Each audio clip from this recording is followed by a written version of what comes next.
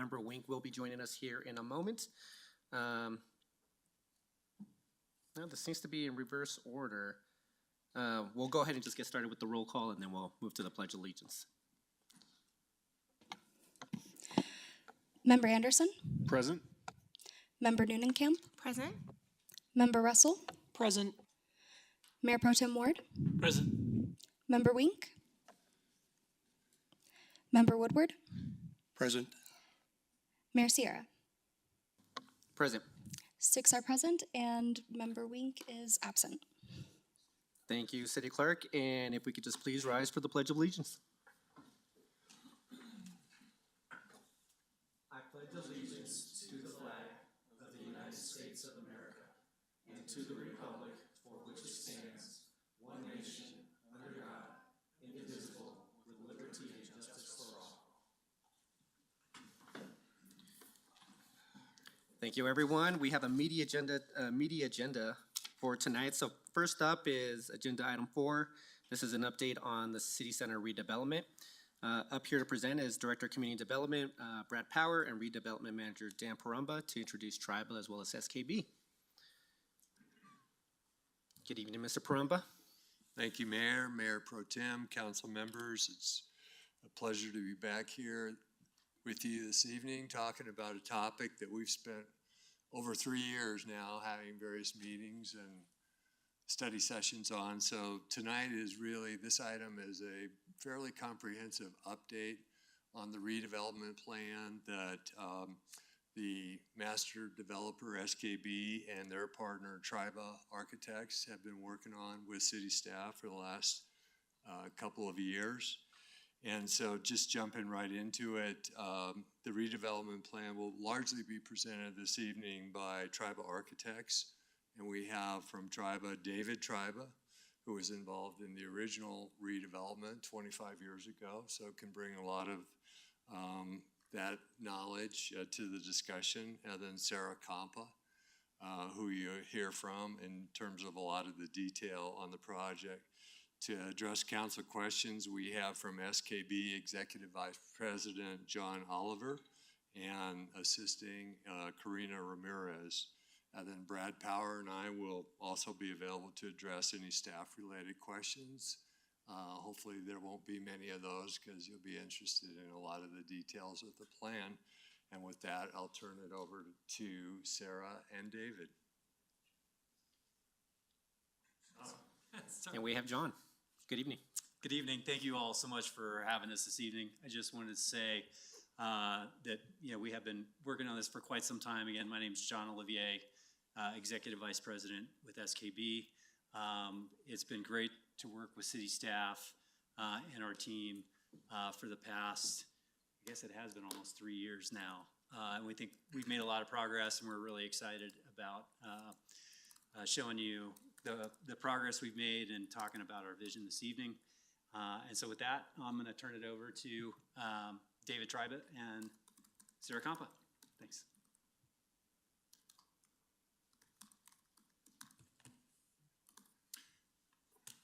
Good evening, and thank you for having us this evening.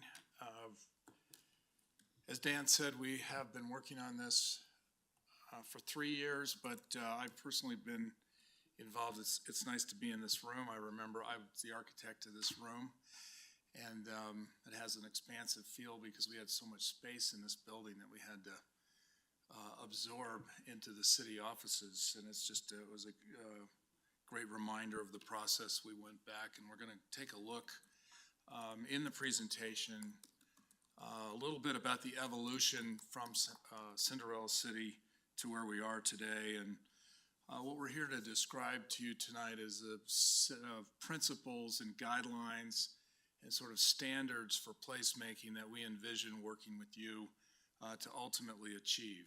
I mean, there are a lot of challenges we'll talk about in terms of our presentation, and we're excited to be at this moment to have a conversation and a discussion with you about your vision and what you're trying to achieve through this whole redevelopment and how we might help you. So Sarah, I think rather than me take up too much of our time, let's jump into this, and the two of us will do a little bit of conversation with you. And again, most importantly, we're here to hear your thoughts and what you'd like to accomplish. Thanks, David. Again, my name is Sarah Compa with Tribe Architects, and hopefully this is more of a conversation.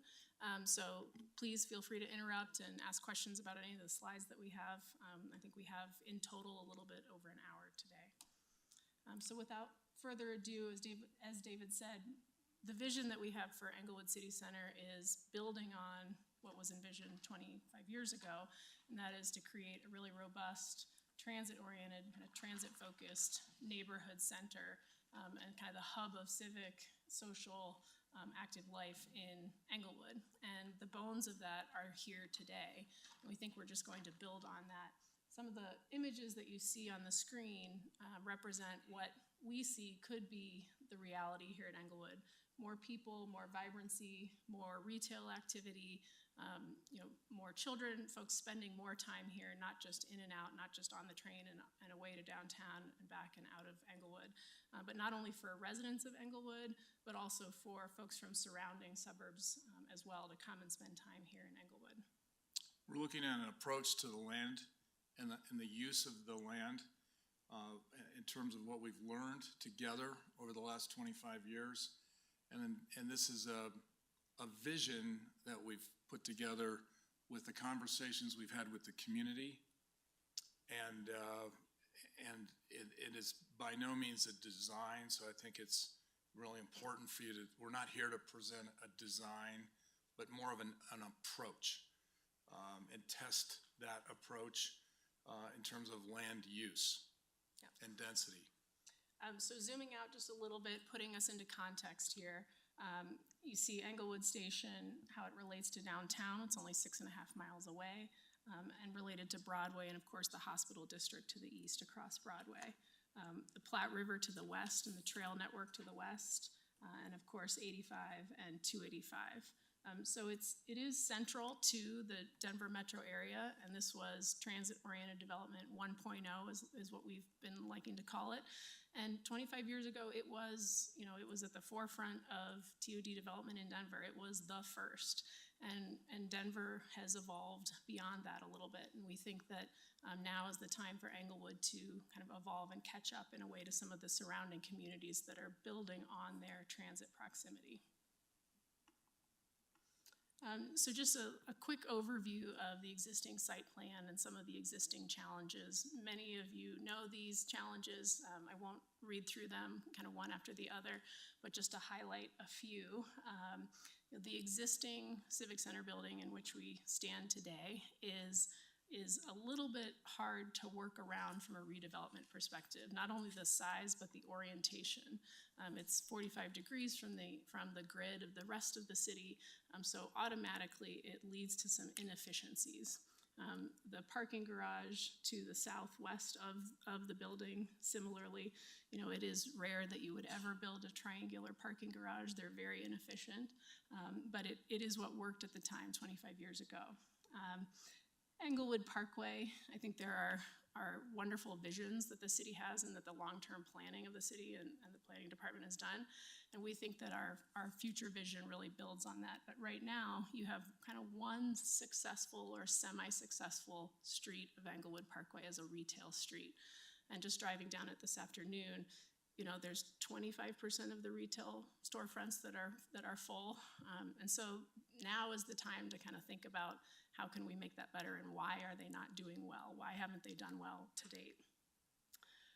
Some of the other challenges, certainly the Rtd Parking Commitments. And again, 25 years ago, that was kind of how you got to the table with Rtd, was provide a lot of parking, but let's not think about it until later. And now is later.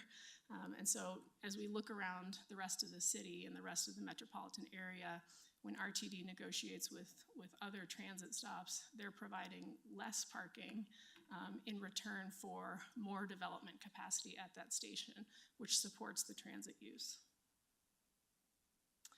And so our vision going forward is integrate more uses, more density that supports more retail, that supports more transit use. It becomes more of an 18-hour place instead of an 8 to 12-hour place. You know, right now there are a number of city employees that are here throughout the day, certainly folks using the library and the civic uses, and some of the retail facility or some of the retailers as well. And then to the north, you have the existing residential uses, but we wanna add to that. So you'll notice at the center of this is City Hall. And the proposal here is to move the current City Hall functions, consolidate, make them more efficient, and move them into what was previously the 24-hour fitness building. Immediately to the south of that, an office building located right on Hamden at the corner of Hamden and Inca, and then a hotel adding a new use, which a hotel can bring a lot of kind of 18 hours worth of use. So 18 hours of activation, people coming and going, people coming for conferences, people coming to stay the night. So that provides another active use. And then surrounding all of that is residential, including workforce housing. We'll go into more detail on each of these. So this is not the last time you'll see this. The vision for the housing is that it would be non-commoditized housing, in that there would be each one of the buildings and the blocks would have a variety of different housing options. And so rather than just a singular type of housing, it would be spread out with different levels and for different demographics, and like a real city center would have. And that would be on top of the integration of parking. So instead of, if we go back one slide to look at this, literally this ocean of asphalt, we still have to park those cars somewhere. So going from surface parking and the large structured parking that we have at the southwest that Sarah described, the idea is to incorporate that, but put it internally to these buildings so that Englewood doesn't have this sensibility of the place in a parking lot. And that truly the streets are walkable, and we'll get into all of that. But I mean, that is the major transformation, is to internalize the parking so that it's accessible at every block. The same amount, or actually quite a bit more parking, but it is really thought of as more of a street where people can walk and where there's enough activity to make retail viable in every location. So go ahead, Sarah. Yeah, and for those that are not in the room with us today, this is a photo of the model that we have on the table. So I really encourage everyone after the meeting to come up and take a look in person. But this just shows a slightly different view. So you've got the station in the bottom of the screen. City Hall there, as you see in the dark blue, centered and surrounded by residential, hotel, and office. So we have a series of 3 renderings that we've created from different vantage points. I'll walk you through each of them. And as David mentioned earlier, the design is not complete. This is just meant to kind of give a sense of what this development or what this scale could feel like. So on the lower right, you see the existing, and that is standing on top of the pedestrian bridge, looking east on Englewood Parkway. And then on the left is what that could be. You see the bridge kind of up there in that image, looking down Englewood Parkway. We've located a new fountain, kind of similar to the existing one at the center of the park. And think of this as a plaza or kind of a courtyard that you can drive through. Part of the reason that the existing retail there next to the station area has failed is because there is no reason for anyone to walk through there. RTD drops off on the backside, and there's really no reason why any foot traffic would walk by those retailers. It's also a fair bit of asphalt and then in the middle is a small park, and so the park becomes really isolated.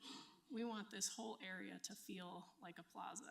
It would be curbless, a lot of trees and kind of bollards guiding where the cars would go, but without curbs, it feels more like a festival street. It can be closed down at various times of the year for farmers markets, arts festivals, you name it.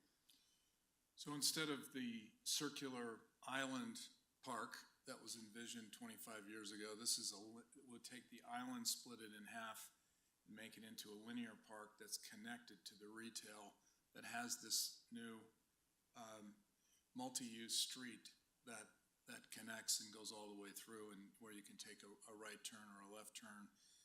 This is a view showing the hotel right in the center. That would occupy essentially where the park is now, and we would maintain the historic trees that are probably one of the best parts of the existing development you see in the arc all the way around. So, and then we would move the center of gravity towards the retail over on the north side, which has the best south-facing access. And then we would, along the street at the base of the hotel and the residential, the view is looking down Englewood Parkway with the existing retail on the left and right, with that retail coming and going on both sides of the street all the way to the transit platform. So this next view, it's hard to get an existing view, but essentially looking at the northwest facing facade of the 24-hour fitness building, the future city hall. And so in our rendered image, you're seeing a movie, and it might be movie night in Englewood, and so it's Friday night and the kids are here and the families are here. This is a plaza where there might be pop jet fountains, and so it's a safer version of your current fountain in that the families and the kids are kind of internalized. They're not surrounded by a street. On the left is the hotel. There might be a restaurant or a beer hall at the bottom floor, so mom and dad are hanging out there with friends, and the kids are playing in the fountain, and it's kind of very seamless back and forth. It also gives the city kind of a more civic park space that's immediately adjacent to the building as opposed to disconnected by the current circular street.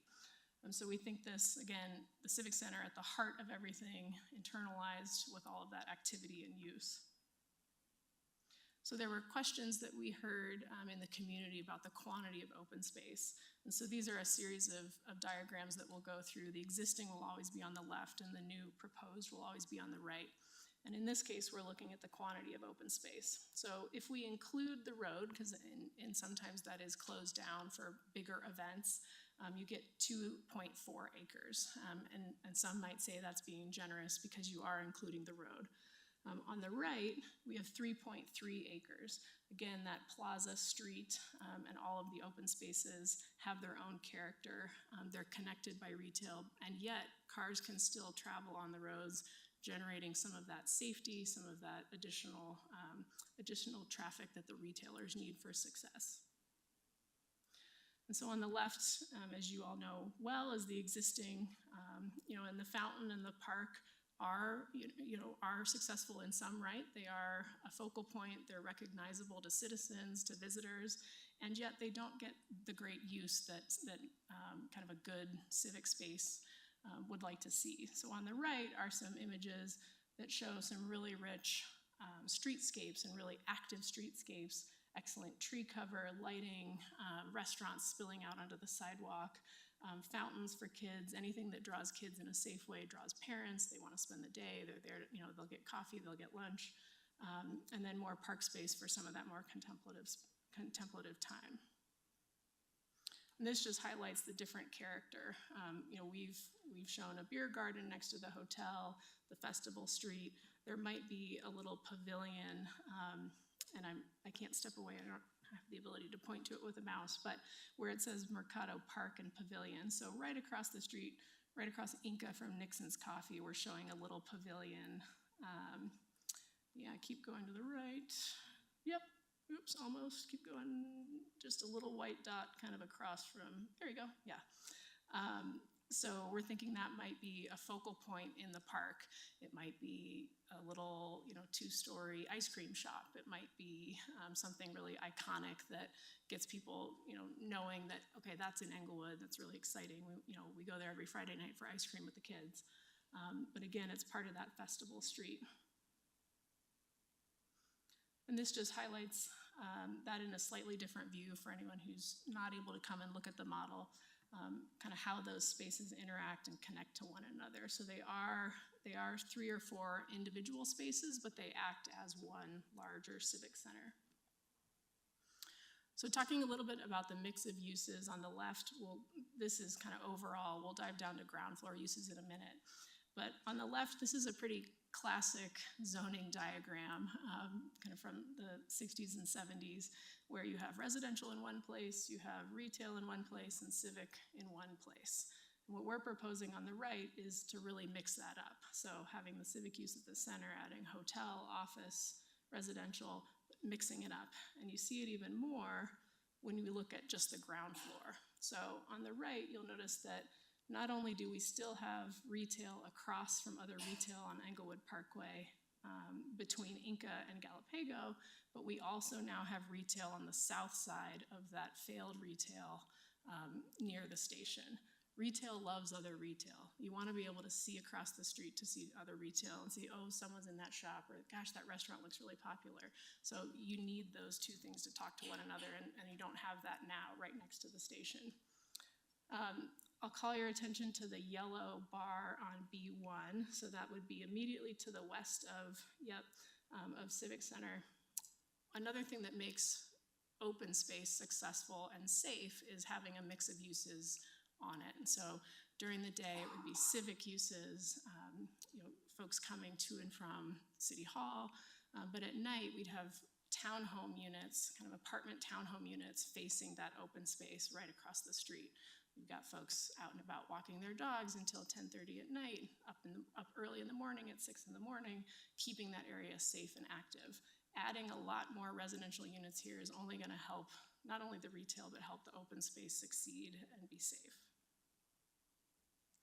So this is a quick little analysis of how far you've come and where you can head. This is what we were faced with 25 years ago at Cinderella City Mall, and how much of a super block that was, how impenetrable it was from any side, from the north, from the neighborhood to the north, and certainly from the south and to the east. And so that was broken up into smaller blocks, still fairly super blocks, especially if you're looking at the Walmart block. But if you look over at the west near the current Civic Center building, that's still a pretty large block.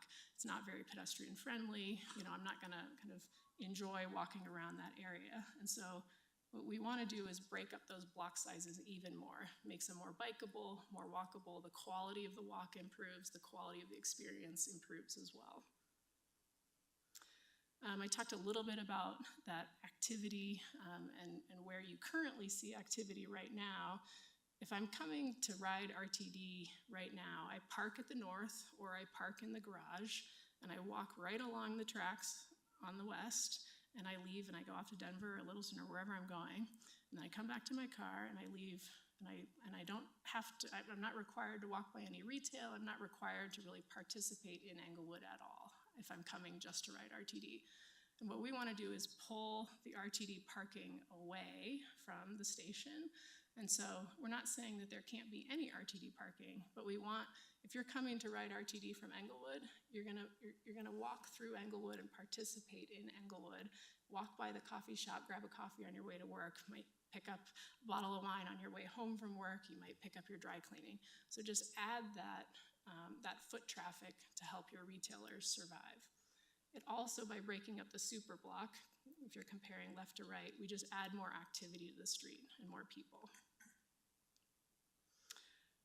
At the street level, we're comparing on-street parking and access from existing to proposed. And so one thing to note here is that on the left, again, that lack of connectivity of the streets, now we're adding more on-street parking by quite a bit. And retailers also need and love on-street parking. They need managed parking. They need to know that it's going to turn over, so that if I'm coming to visit that shop, I think that there's going to be some parking on street. But they also need, and you'll see the P in the circle is representing garages. So there are garages in each one of those locations, some with public parking and some with, and all with parking to serve those buildings. We are hopefully meeting again with RTD here in the next few weeks. We've met with them at least twice now, and I know Dan has met with them a number of times as well. But we want to think through, where does the bus drop off? Again, right now it drops off at the backside. We think we can alter that a little bit and potentially drop off where we're showing the green dots along Inca, so kind of in front of Nixon's Coffee. Yep.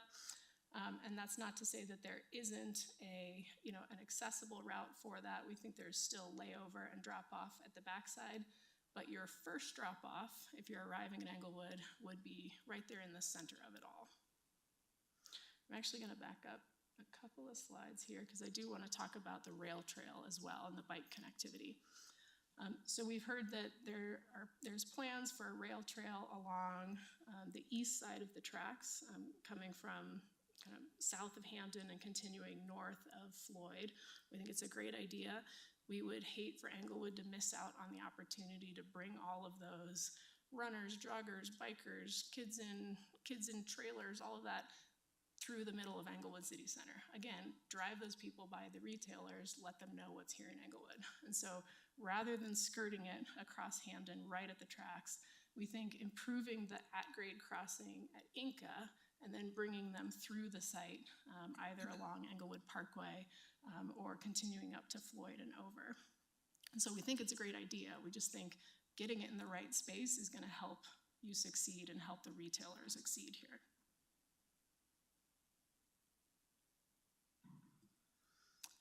So we'll end here on the conceptual phasing, kind of how we think this would phase. You can see dashed in the existing Civic Center building and how in its current location, kind of what an impediment that is to any redevelopment that happens. And that's because of its orientation and its size. You know, a department store was never meant to be a great office space to work in. It was meant to get you in and you could never find your way out and you could shop all day. It's not great for working in an office. And so we made do with it 25 years ago, and as David said, kind of filled up these spaces. But it's large, it's kind of served its purpose, and we can talk about that more if needed. But you see the orientation of that. You know, it's important to look at the residual spaces, the small triangular leftover spaces. If we kept the existing building, by removing it, we justify these larger spaces where we can incorporate the parking garages in the center of the building efficiently and then wrap the entire garage with outward facing residential. And we can do it efficiently in these larger blocks that are not impeded by these really tiny triangular spaces. So if you imagine keeping the building and then stepping away 30, 40 feet, there's nothing really left around the site. So this really opens up all kinds of possibilities for this permeability into the depths of the site with active uses and for people living here and shopping, mostly a lot of food and beverage. And then the city hall kind of in the middle of all that next to the office and the hotel. So we've got this kind of commercial, institutional, civic spine that runs from Hampton, the south, all the way to the north, combining into that new linear park that connects to transit. So it's a completely different way of thinking. And as Sarah said, we're beginning the opportunity to break up these mega blocks into smaller, walkable, understandable, special places that have these 3 or 4 internal spaces for placemaking that really can be accessed and that are not in this singular idea that was in the middle of the island 25 years ago. So I think with that, we'll probably open it up to questions, and if there are new council members who don't know our team, we can go through some of our experience if that's helpful. We have a couple of our case study projects that we've worked on previously, but we have other slides to talk to if you have questions about other things. Ms. Compa and Mr. Triba. I was going to say something different, but thank you very much for your presentation. Any questions from council? And before we get to questions, does anybody want to hear the background from Triba or SKB? Would that be pertinent information for council or maybe even the public? Any comments? I know we've heard presentations from SKB and Travel before, so doesn't seem like to be a pressing need. So no, I guess we could just jump into questions. So Member Woodward, get us started. Yes, thank you for your presentation and the PowerPoint on it. I was able to get it on paper, so I do have some questions. Starting with the proposed site plan, your multifamily residential, you show 1,070 units. Are those all new units, or does that include the existing? It's a great question. Those are new units.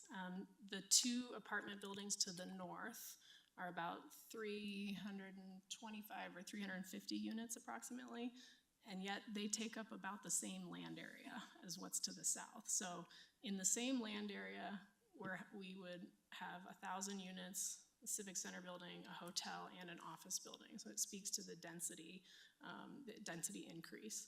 1,000 new units would equate to, we think, about 1,500 people, additional people here activating the space. Okay.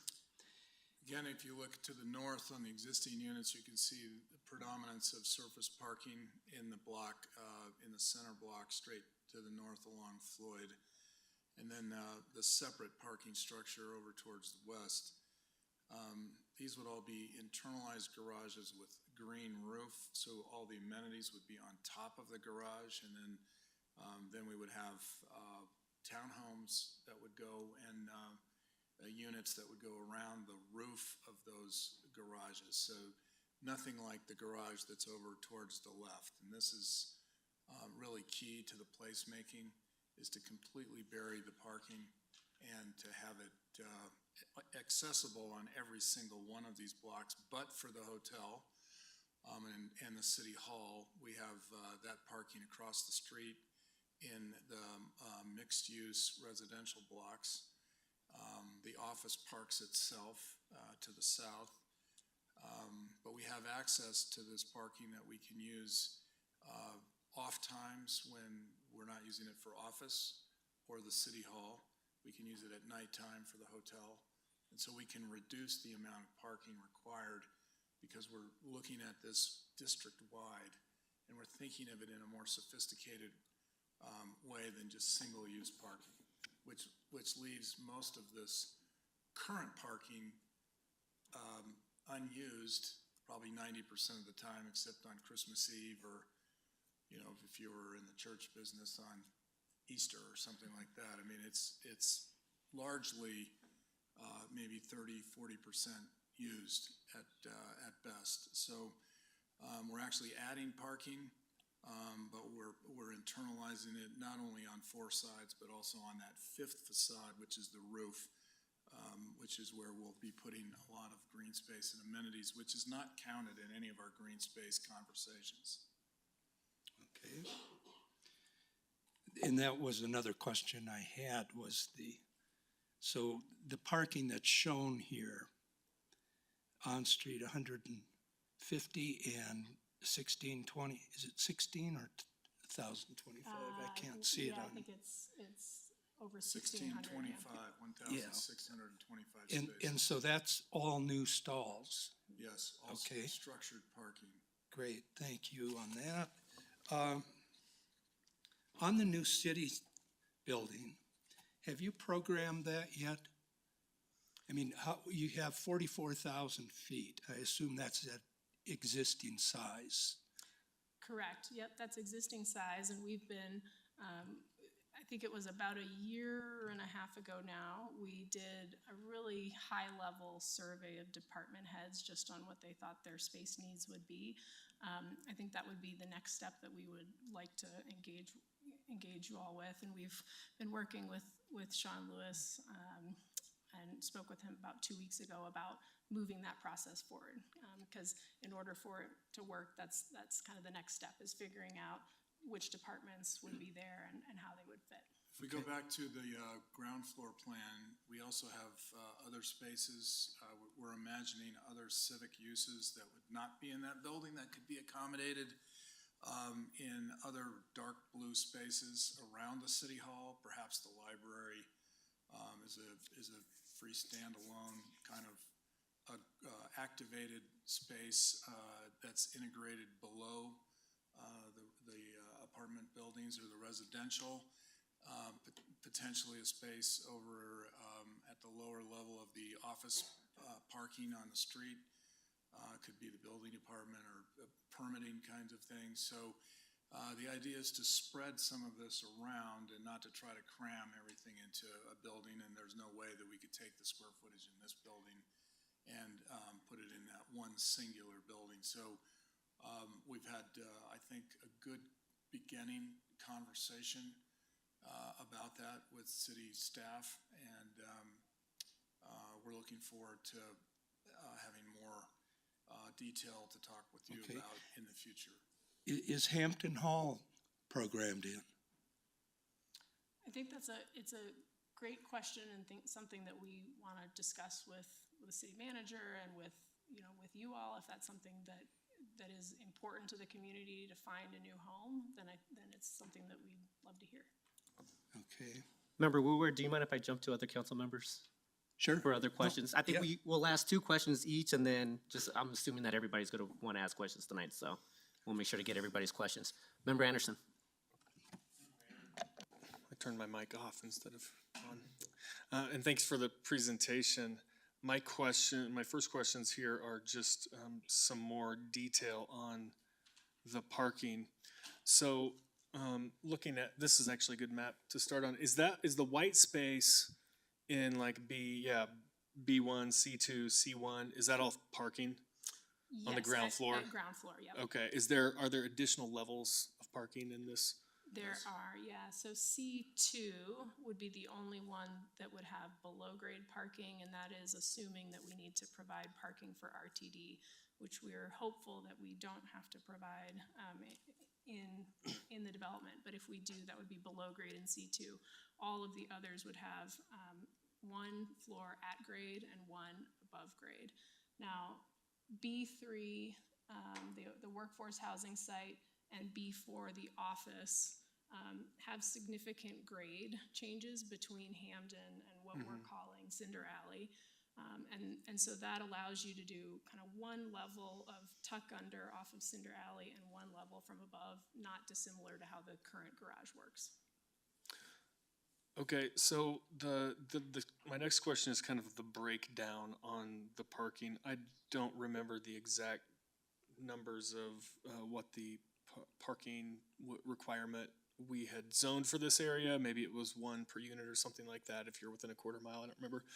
But what is you have 1625 total garage spaces in these are all, in these mixed use and office. Does that account for all just the zoning requirements, or are you adding on to that Right. for potential RTD? So the 1625, yes, it meets the zoning minimums. We've also set up what we think we need to provide for market rate. And so, yes, 1 per unit on the residential. On the workforce housing, it's 0.5 per unit, and that is in accordance with your zoning. The hotel is a really good shared parking use with office and, quite frankly, with any RTD parking that would need to be provided. The office and any retail, I think, was at 3.3 per 1,000 square feet, which is fairly generous, compared to more urban locations downtown and closer to downtown.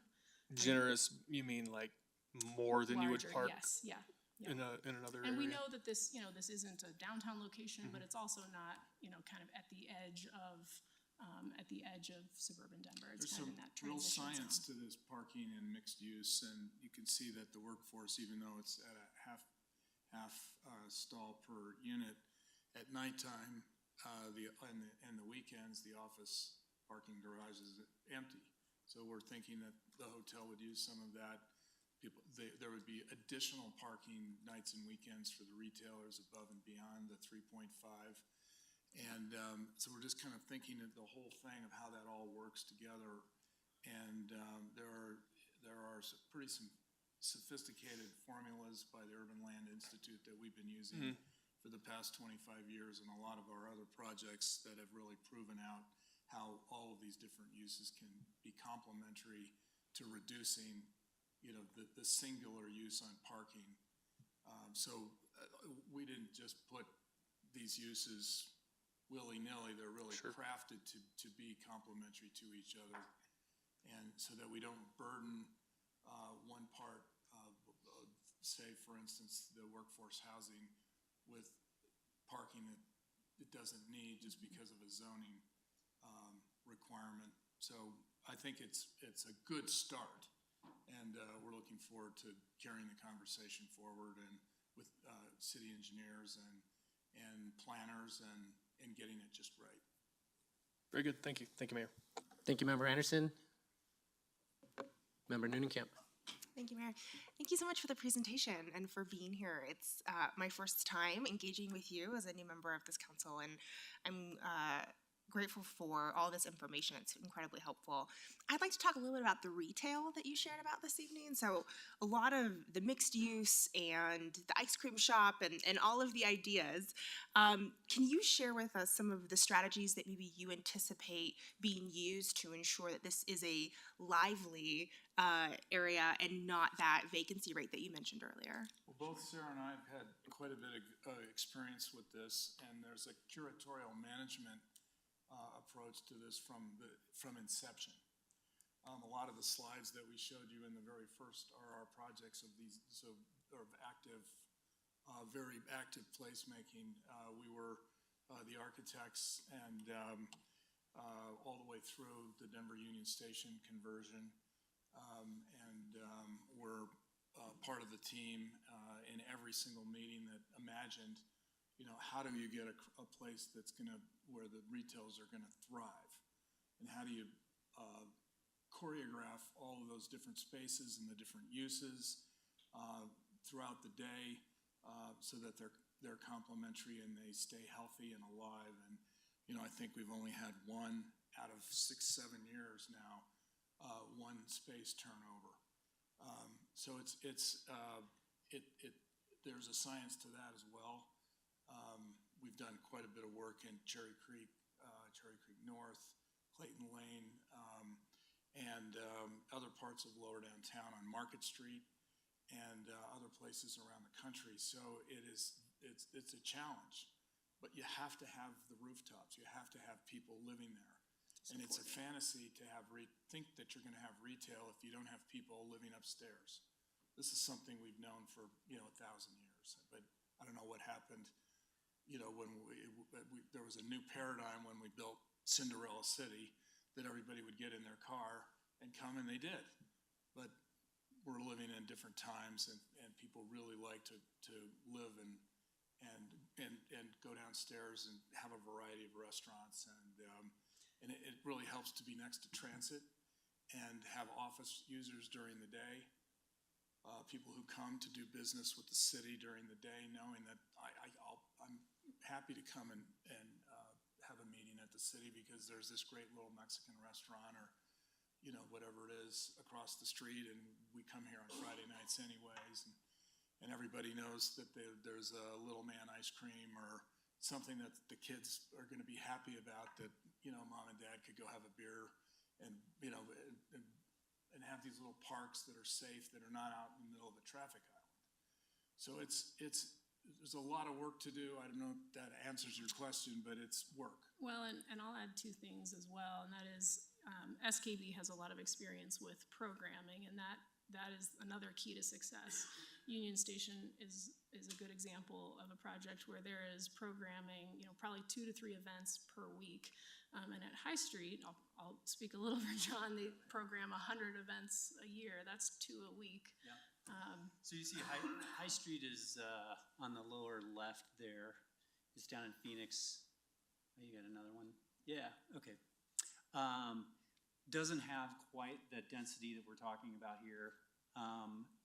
When we acquired it, it was a struggling retail center. It had right around 50% occupancy. And we started a very proactive program of creating events various times during the week and during the year. And as Sarah said, we're doing over 100 events a year now. We're 95% occupied. It's a very robust food and beverage and entertainment district now. And we really, one of the things that we really like about kind of where we're headed on the design is it really lends itself well to this exact same type of programming, where we could really be, again, proactive about creating events and really trying to make a place and a reason for people to continue to come and support the local retailers as well. I appreciate that answer, and I'll follow it up with, I appreciate in the design so many of the nods to the history of the city and the Cinderella City references, and my mom is going to love Cinder Alley. I still hear about that, so I appreciate that quite a bit, and I know that you've done some engagement in our community. And I appreciate the work that you've done in places like downtown and in Cherry Creek, which are quite different than Inglewood and quite different from our community. And so I'm curious, in your perspective, how does this concept of a development maintain accessibility to the majority of our community, to a very socioeconomically diverse community? And what about this works for Inglewood specifically that wouldn't, just be put down somewhere else? I think regardless of socioeconomic status, I think people do want a place to gather and a place that they can kind of call their downtown. And so I think that's universal across the board. And so having quality streetscapes and quality streets and quality open space appeals to everybody. And that is, you don't have to go to a restaurant to enjoy the Pop Jet fountains. You can bring a brown bag lunch and you can bring your cooler, and the kids can play all day, at no cost to you, and you can go home. And so we would hope that people would feel comfortable coming here to enjoy themselves. There might be certain needs that they have at the city, getting married at City Hall, coming in to pay a parking ticket, but everything else in the public realm is truly that, public and publicly accessible. And so I think then beyond that, it is listening to the market on what is the market for residential units. We have the workforce housing, but beyond that, small nuances. Is there a portion of a building or a part of a building that is age restricted? Is this going to be the most accessible, an ADA accessible, urban development in Colorado or in the country? I think it could really set itself apart that way, given the relationships to Craig and the hospital district to the east. So I think, part of this is a learning process with the community. What does Englewood want to be? And what can we build on from the past as well? Thank you, Member Noonan-Camp. Member Russell. Thank you, and thank you for the presentation. So there are a boatload of transit-oriented developments coming up all the way down this line. People aren't using RTD anymore. So what's going to set this apart from any other one of those that would make people want to come here versus stopping at everybody else? I kind of feel like Inglewood is behind the curve on this because everybody else has already been doing it. That's a great question and a very fair question, and therein lies why we're here as your potential partners. It has to do with all of those other developments. There's not a single one in the system that has this critical mass of land. They're all much smaller. We could do 300 units or 250, 285, 425, but doesn't have the immediate adjacency to the hospital uses, to Broadway and all the retailers along Broadway, and the possibility that we see is really seeding what could be and what will be the rest of the downtown between Broadway and this transit station. The ability to create something that would take 10 years to build out, just in the work that we're talking about, and then there's another 10, 15, 20 years in between. This is a long-term systemic opportunity that doesn't exist in any of those. Those are just developer-oriented, driven. This is a civic project.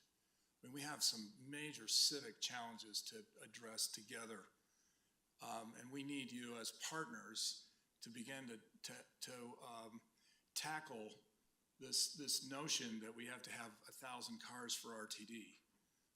We're the only development in all of the RTD portfolio that has this amount of parking.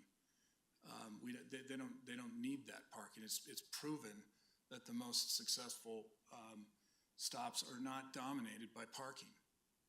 But we made a deal with them 25 years ago, and we have to undo that deal. We have to show them that we're going to provide 1,500 people that don't exist. That's just one thing that we've got to work together as a team. This is to build Inglewood as the very beginning of what could ultimately connect this whole area with the hospitals and Broadway. So it's a triangular kind of relationship. The challenge of the long-term lease, the 53 years left on this land. I mean, together, we have to untangle that.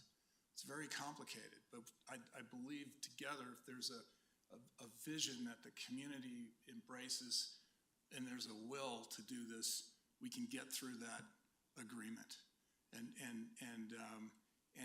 bring this land to ultimately be available. It's not really available to us. It's not really available to you until we untangle that. The city office thing, we've got this burden that we're all in this building that we, adaptively reused 25 years ago with all best intentions. And frankly, it set us on a course of the notion of taking something from the past and bringing it into the future, which I think we're still on the course of doing that. And not to just tear everything down, to tear it down and start all over. So it's a process that's, taken a generation or two to go from where we were to where we could be. And so time is something that is, I think, our partner as well, so that we have this resource, that Inglewood has a resource that it could tap into if we could work through all these other challenges. The city offices, so there's a number of things, but we're excited about the possibility of us being your partners and working through this to bring the kind of things that we're talking about. I'm sorry, Sarah. I was also going to add, we've heard the question, what makes it uniquely Englewood and why would people want to come here? I think the pandemic has proven, as people were able to shift their work habits a little bit, that people started to take more pride and ownership in their local community versus when they might have worked, a couple cities over or in other communities. And so we've seen a lot of strengthening of the local coffee shop and the neighborhood center. And right now, Englewood's neighborhood center, this city center, isn't attracting anyone. And so missing out on that opportunity for Englewood residents. And we also think, residents to the south, whether it's in Littleton or Carroll, maybe they don't want to go all the way to downtown Denver. Maybe they just want to come somewhere where it's a little more urban and it's not right next door. It's not in their regional shopping center. They don't want to go to Applebee's again, and so they want to come somewhere a little more exciting. And so we think that it could attract a broader range of people from beyond just residents in Englewood. It's the opportunity to create a there. That's what differentiates it. There's no there in any of those other stops because there's no critical mass. If we can unlock these agreements and if we can find a way to fund the civic infrastructure and a lot of this relocation of surface parking into structured parking, we think that we know from our experience that we can create a there here that none of those other stops could possibly have. I appreciate that. I have one other question because I think this is going to be problematic also, especially since we're building out parking and high density to begin with. This is a huge crime area. Why are people going to want to come to live here if we don't address the crime area also?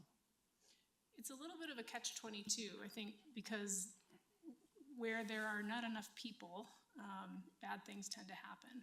So that's why any park space needs to have eyes on the street, and the more residents you have, the more active retail you have. It's all symbiotic for sure.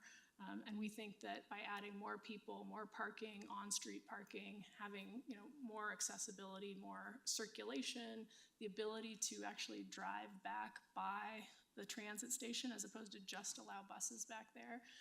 The more people, cars, dog walkers, folks on bikes, the more people you have at the street, improves the safety of everything.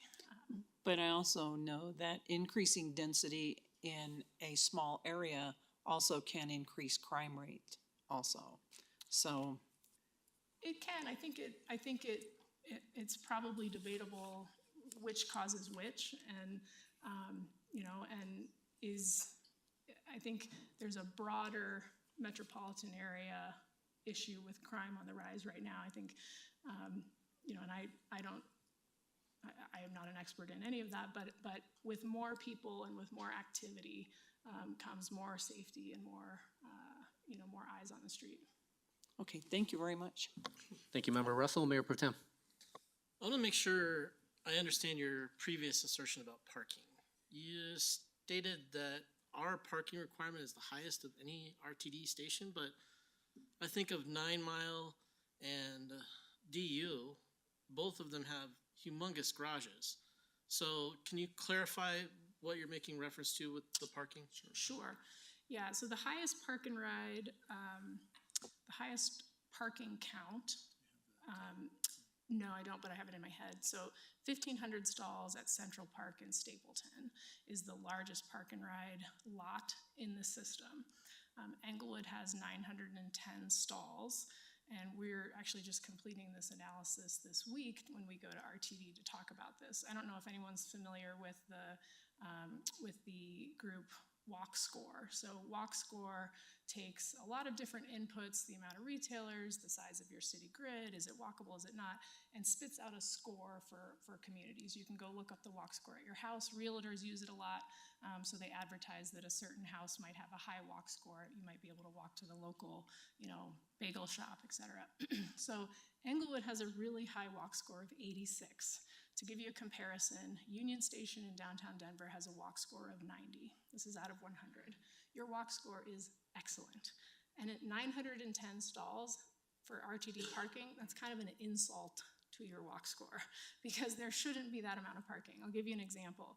Bellevue Station on the I-25 corridor has 49 RTD parking stalls. That's significantly less. So what that does is it frees up a lot more space for more density, more use, more people that are going to ride the train, more people that are going to come and spend money at the retailers. So Englewood is really burdened by this commitment to RTD. And we know that at the time you needed to have it just to get the station here, and yet it needs to sunset over time. Because as the region grows, these intermittent stops on the system need to adapt and evolve as our region grows and as it densifies.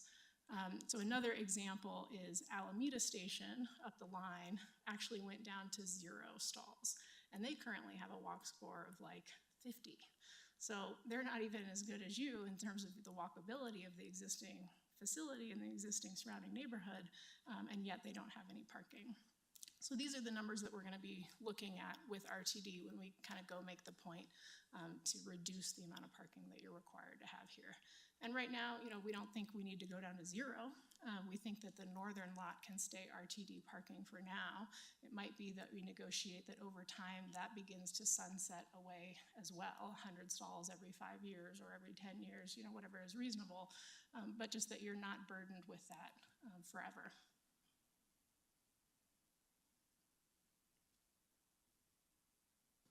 Any other questions, Mayor Pro Tem?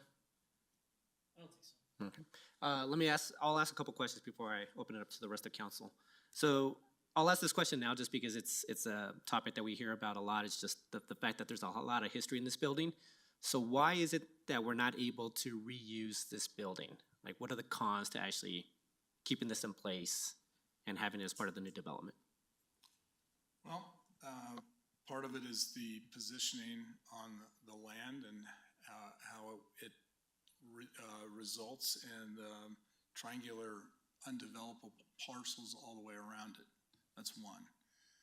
The other is the overall width and depth of the floor plate.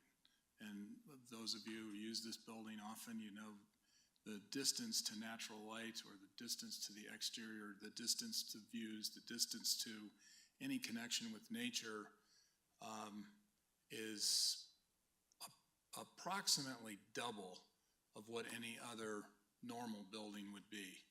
As Sarah said, this building was designed to have none of that. It was designed to capture people to come in the front door and then have them stay for theoretically forever without going outside. It's like a casino.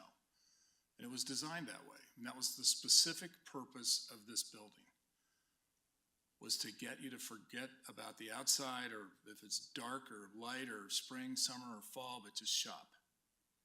And we put in a skylight and we opened it up and we tried to get rid of as much space as we could just to consume the space that was here, and to adaptively reuse a grid that was designed for a department store, period.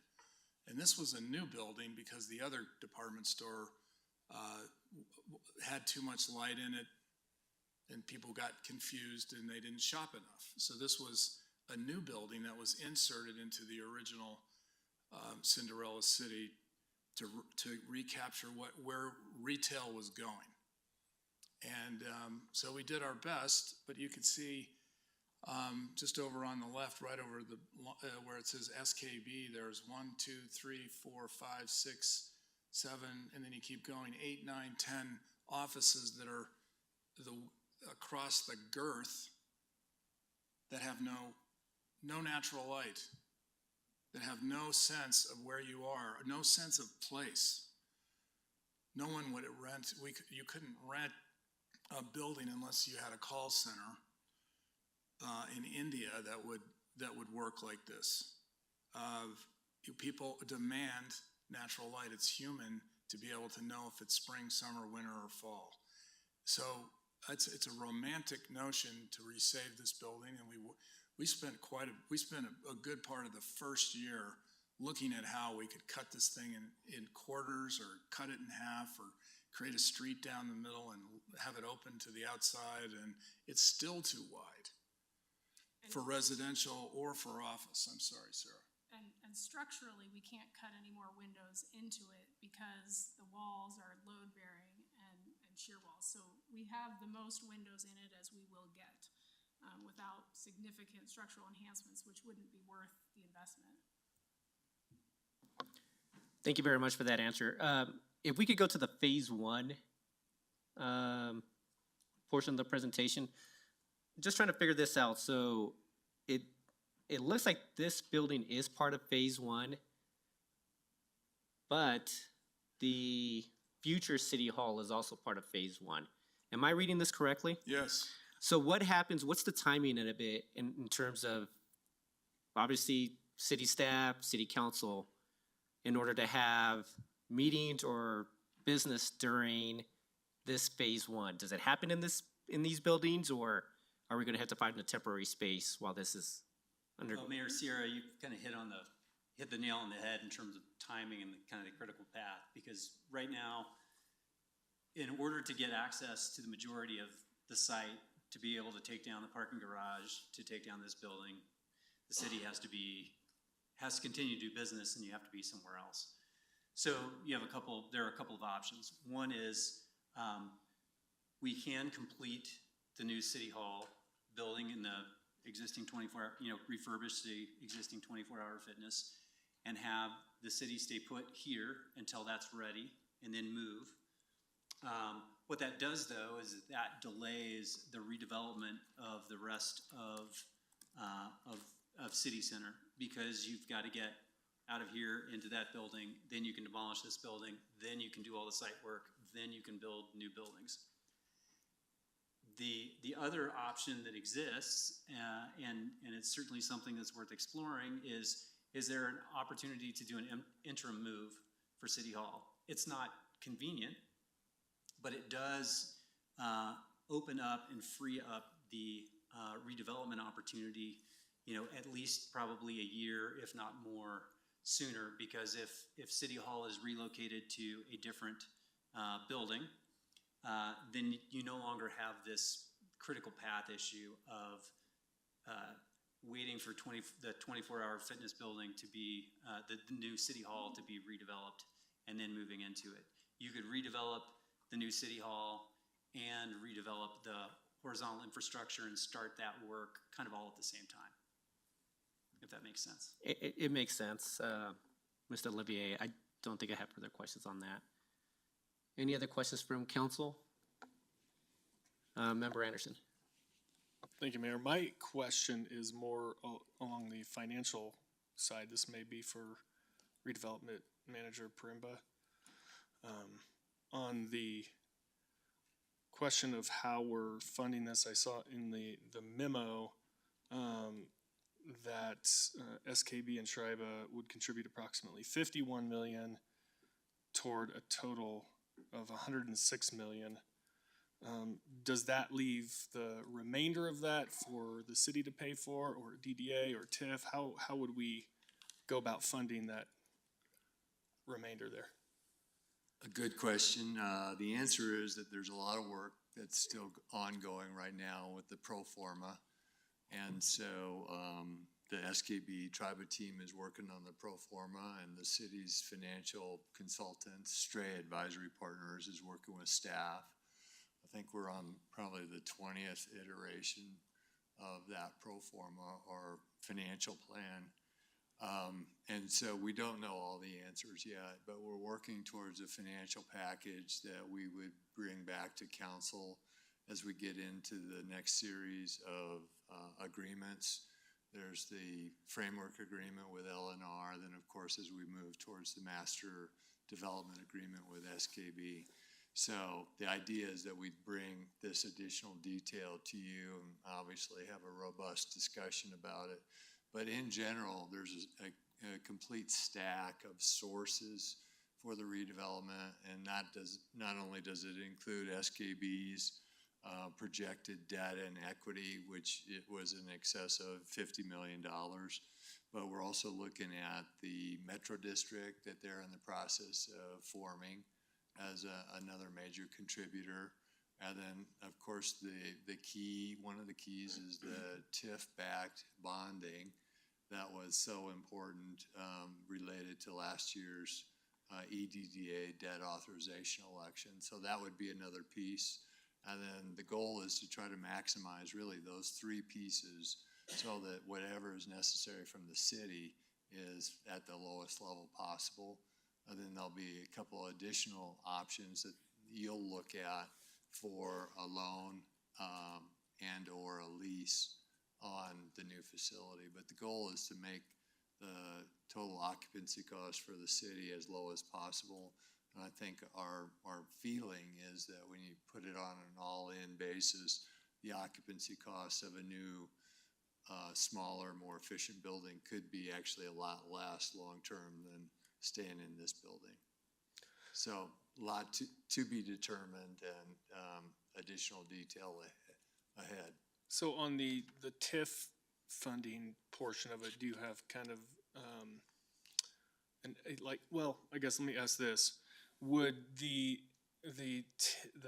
TIF be funded just by the future revenues of this development, or would that be drawing on the other areas of the DDA?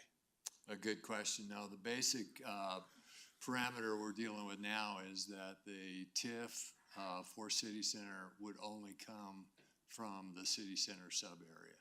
So only from the value that's created from the redevelopment. And so we have we've just started that discussion with the EDDA board, and there's a lot of question about just the mechanics, and so that'll be one of the true clarifying points is how the three sub-areas work. And then could I ask one more? If there's a 51 out of 106 million, almost getting close to 50% is paid for by the developer. What are we getting for, taking everything together, the city's contribution, the TIF? We're obviously getting a development out of this, but there's gonna be a lot of revenue produced in this. What is the city getting out of it for that investment? That 106 minus 51 million? That's really one of the fundamental questions, and one of the things we're doing right now with SKB and TRIBA is working on a economic impact study and report that will start, really at the level of the project and work out and ask that question, really, what does the city get in return, both right in the city center area, in City Center Plus, and then across the city, and really trying to quantify what those benefits are, so you can look at that against whatever the final costs that we're going to come up with and present. I have a few more along this line, but I don't want to take too much time. Member Woodward, did you mind if Member Anderson asked, or do you want to No, just go jump in? ahead. Okay, go ahead, Member Anderson. Thank you. So just a couple more follow-ups, if I may. Do you have, with this 106 million, do you have an estimate of what percentage of that is public improvements and what percentage would be, the private improvements? Are we paying for, or is that all mixed up together? Are we paying for some of the private improvements along with that as well?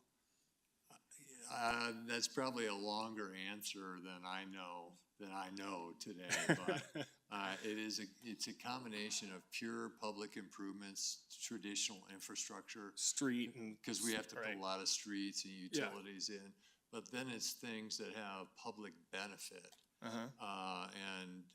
The team talked about really one of those fundamental benefits is the structure of how you put buildings on top of garages. And so there's this, you'll hear a lot about the differentiation of doing podium parking versus Texas wraps. And really the value that's created, the sense of openness, quality, et cetera, that's created by the podium parking that allows for green spaces and amenities on top of the parking garages, and allows all of the usable space on top to have views to the exterior. And so we've identified, and this will be subject to a lot of conversation with the EDDA, we've really identified that as one of the critical cost components that allows the overall development to look like what we think we all want it to look like, and the value that we want it to have long term. But again, a lot more detail on that to come. Okay, I'll stop there for now. Thank you, Member Anderson. Member Woodward. Thank you. Just a few questions here. Hotel, is that a boutique type thing or national? Or I think, Councilman Woodward, I think that's really to be determined. I mean, obviously, I think everybody would love to see boutique hotel. I think, though, what's really important is that as we look to execute on the hotel piece, to really understand the market and see where the demand for the market is, and make sure that not only are we marrying that market demand and where that demand is, but also the feel for what we want to see for the development. I don't think you can look one way or the other in entirety. You can't say, well, it's market, so we need a XYZ brand that's a limited service or whatever only. I think we really want to make sure that we find the right brand, the right operator that's really going to mix in with the overall program for the redevelopment. What's going to be successful for Englewood? I think, and I'm talking personally as a 44-year resident of Englewood from out of state. If you have family, friends coming to Englewood, you send them in the tech center, or you send them out to Wadsworth, you send them downtown, but you don't put them in Englewood. No. So, and it would be nice on one hand to have a national, on the other hand, what's happened up at 5 Points with the boutique hotel, as far as I know, is very, very successful. Next point, I guess I just want to make is going back to, to the early 2000s, fast tracks. Fast tracks, there was supposed to be programmed into fast tracks, and the funding that all of us are still paying for was additional parking for this site to be built. And a couple things that were looked at were the leased lot on the north side. And also, I believe there was some negotiations with Walmart on a structure in one of the parcels right south of Inglewood Parkway that are Walmart parking. So a shared situation. And then with the economy changing at the time and things going on, that parking got eliminated out of fast tracks. And I think, in your discussions and negotiations with fast tracks or with RTD, that should be remembered and brought up. Thank you. Yeah, We absolutely will. it's great. The other point I might make on that, just going back to the overall parking with RTD. RTD by its own reports has provided information on their ridership. And right now with this the site being burdened with 900 parking spaces for RTD, the lion's share of those parkers are coming from outside the city of Inglewood. You all may already know that, but since Yep. it was brought up previously, even in RTD's own material, the majority of those riders are from outside of Inglewood. So, Yeah, well, pre-pandemic, I think we saw the number of parking from the north lot and into the streets, into the neighborhoods, go down. I mean, it was going down as more things opened up, more stations opened up, so. The very last point I want to make is I do agree completely with the crime, what you mentioned about crime and the density. The density, for example, down on the 16th Street Mall, pandemic, nobody's downtown, crime went way up. Density was still there. Union Station, of course, was a mess, but it was a mess before that. Now, density is coming back and crime is going down. And so I think there's no question about it. Activating the area would lower some of the crime that's going on or that we've seen. And I don't think we've seen a whole lot, relatively speaking, is my opinion. Thank you. Thank you, Member Woodward. I have a couple, Member Newnham, go ahead. Thank you, Mayor. Building off of Member Anderson's questions a bit, I see that you have utilized the Metro District financing in other projects that you've been part of. Can you share a little bit about your experience with that process and how you think it would be utilized here in your perspective? on the public financing, I'm sorry. The Metro District. Mm-hmm. Oh, Metro District, yes. Well, so we see a couple of opportunities with the Metro District. Obviously, there's a significant amount of public infrastructure that has to go into recreating new streets, utilities, parking, et cetera. So the Metro District is certainly one way that we can accommodate some of that financing. It is, in some respects, net neutral to the city because it's an incremental levy on top of the existing mill levy. So that's helpful in terms of mitigating the impact of the city. We also see, though, another strategic element here on a Metro District. I spoke a little earlier about the programming and the 100 events a year. The Metro District has that opportunity to have a marketing arm for the district-wide, for the district overall. It not only can handle the events and programming, it can also handle maintenance of public areas as well.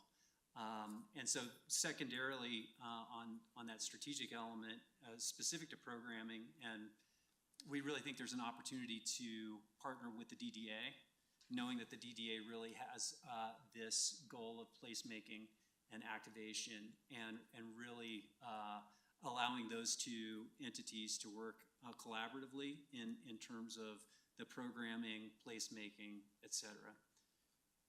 I hope that answers your question. No, it does. Thank you. And just one more question.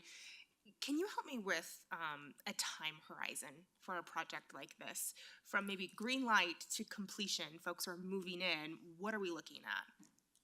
Well, again, that all has to do with the phasing. But if you had access to the site from the get-go, as soon as you start your programming effort, I would imagine your design effort, I would say on the horizontal side and permitting side, you're probably, I'm just guessing without the benefit of having worked through it specifically with staff, but I'm guessing it's somewhere around 9 months plus or minus just to get the design completed, get the permits issued. You probably have, I'm going to say. I'd like to just jump in on that one. Yep, go ahead. It all has to do with if we're partners on this deal. Because we can't go into all that design without knowing that we're all in this together. There'll be hundreds of thousands of dollars spent at risk to move that design forward in 9 months. It would normally take a year to design this infrastructure, knowing that we have, complete full partnership with the city. We have to have a complete agreement that we need to move out of this building. That's another year. At least it's probably more like 18 months to move it forward. If we can all agree that that's what we're going to do it together as a team, we could cut 18 months off. We could get moving and be ready to break ground in 18 months if we're all working together. But we have to have an alignment on the vision, and we have to have an alignment on our goals. This is not our project. This is our project.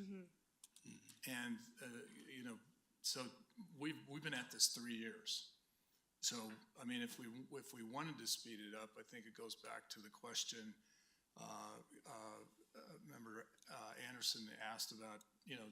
What is this financial structure? It's essentially what Dan has described in the briefing, plus or minus. We don't know where construction costs will be next year, much less in 3 years from now. But if it takes another 2 or 3 years, I mean, we're going to just be continuing to have a conversation about sort of a conceptual structure. Of course, the city needs to be clear about what they're getting out of this deal. The city needs to be clear about what we're getting out of this deal. It's a marriage. And it has to be filled with truth and honesty and trust. So we'll get there together. But be clear, this is your project. And we need the participation of all of this public finance to undo all the things that we talked about. This land burden alone is $35 million. That money has to come from somewhere just to unburden the land. That's got 53 years left on the lease. So we just need to understand those are all pieces that we have to deal with together. No, and I appreciate that. And maybe to narrow my question, to provide a bit more clarity, I'm asking about from groundbreaking to a completion, what is a broad time frame we can think about? Sure. And thanks, Dave, for the clarification. But so after we work through those issues, you probably got let's call it 9 months of design and permitting. You've got another 15 months of horizontal infrastructure. And at that point in time, then you could break ground on the first of the new ground up buildings. I would say that each of these buildings is going to take somewhere between, with the exception of maybe the big one with the parking structure, 2 years. The bigger one, maybe 3 years. So I lost count of the months, but we're probably somewhere between 4.5 to 5 years out before you see a building open and ready for occupancy. And do you expect the construction of the buildings to happen concurrently, or will they be one at a time? How does that work? Well, that's to be seen. Ideally, it'd be great to have them all concurrently. It really depends on getting how ultimately the market's gonna drive that more than anything. And I think that there are opportunities, again, for some of the design work on the vertical side to be done while some of the site work is being handled. And again, I want to keep the roles and responsibilities very separate. So I'm speaking as a master developer and making sure that we deliver the parcels and the horizontal infrastructure as quickly as we can. The vertical development would then be done potentially by us on a couple of parcels and probably by a few other vertical developers. Thank you. Working together, I think we can cut a year off that at least, if not a year and a half. So we talked about taking this building down sooner. You know, as soon as, I mean, that's the big impediment is the repositioning of this particular piece of ground and getting all the new horizontal infrastructure in before. But we can take a risk if we're in alignment and we have an agreement on how we're going forward. We can put money forward first and get that design going now, as soon as we have an agreement of principle of what we're trying to achieve together, we can begin to front the engineering and the design of that horizontal infrastructure and the new city hall. Thank you. I got a couple questions before I pass it over to Member Russell. So regarding the heights of these residential buildings that are going up or just the new builds, like what's the height of these? You know, we're looking between 5 and 6 stories. Okay. And the reason why I'm asking this question is trying to give you some context. I'm a really big fan of open space. And so one of the items that is important to me for this new city center is just having open space that members of the community can enjoy. Kind of to the question that Member Camp brought up earlier about a place to gather. And one of the advantages that we happen to have is the fact that we're right off of Santa Fe, we're off of Hampton, we have the light rail station. I want people to be able to visibly see what's going on internally within the city center.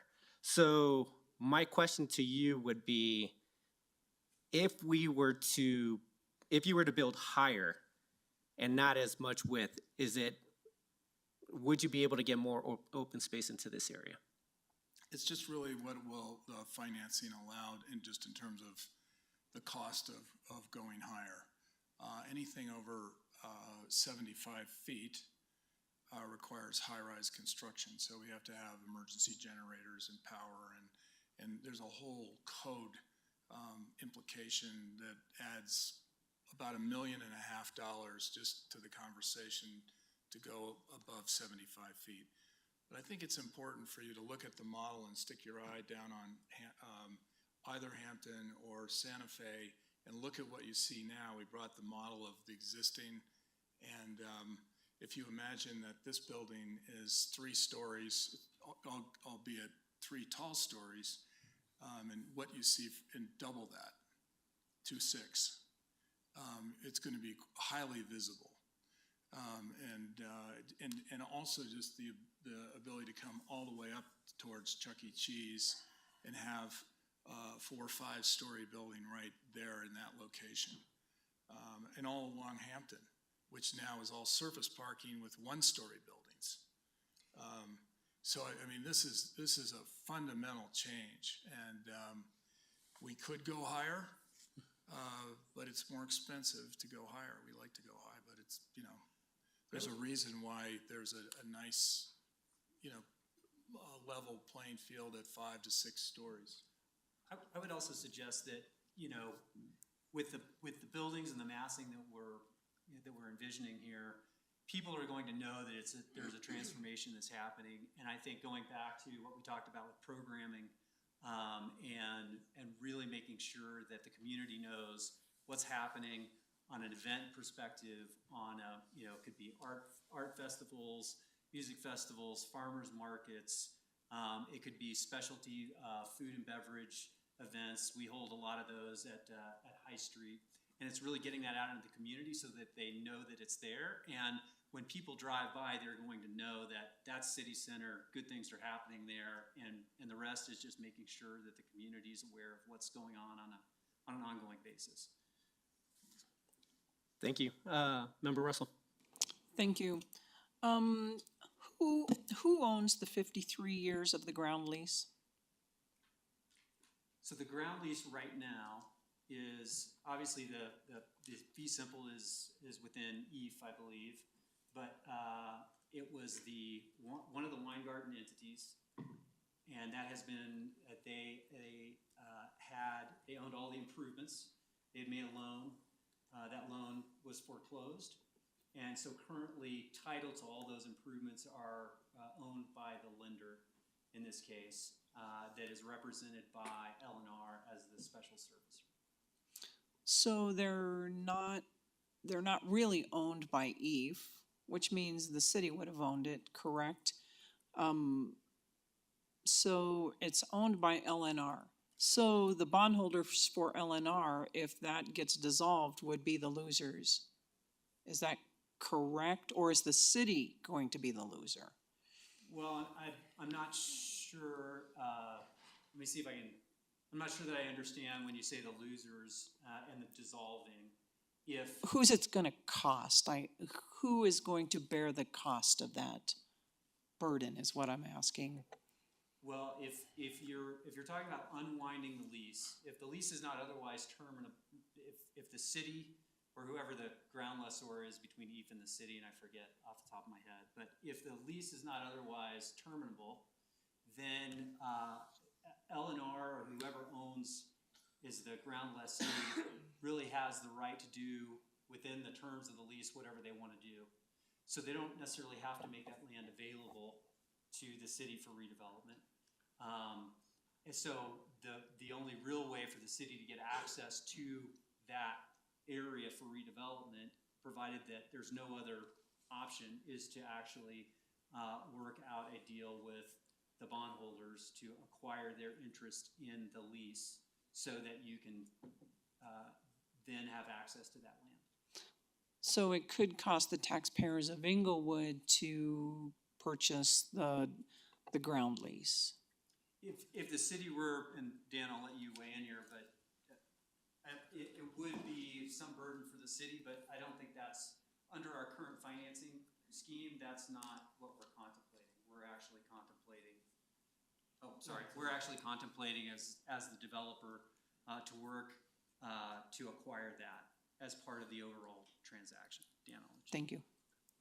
Yes, I would just add to that, though, what's really happened in the last couple of months is what is a potential win-win-win transaction. You may remember when the foreclosure originally happened back in 2018, we spoke a lot with City Council about the goal, the ideal goal, which would be to recombine the city-controlled property and the former Weingarten property. And so what's happened is that SKB and LNR have, subject to further negotiations, struck a handshake deal where SKB would purchase all of the LNR property.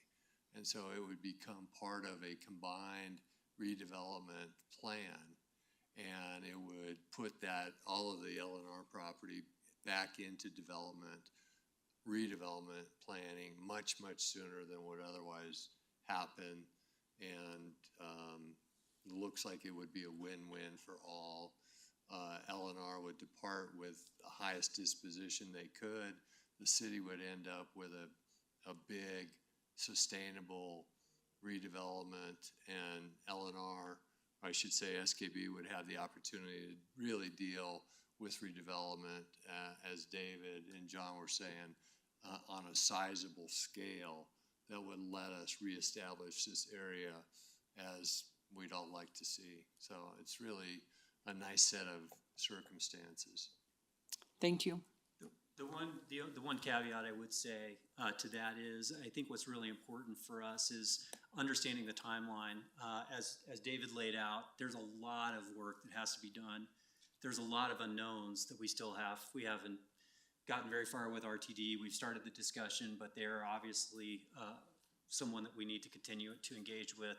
The public finance piece is something that we still need to run to ground. So there's still a lot of work to be done.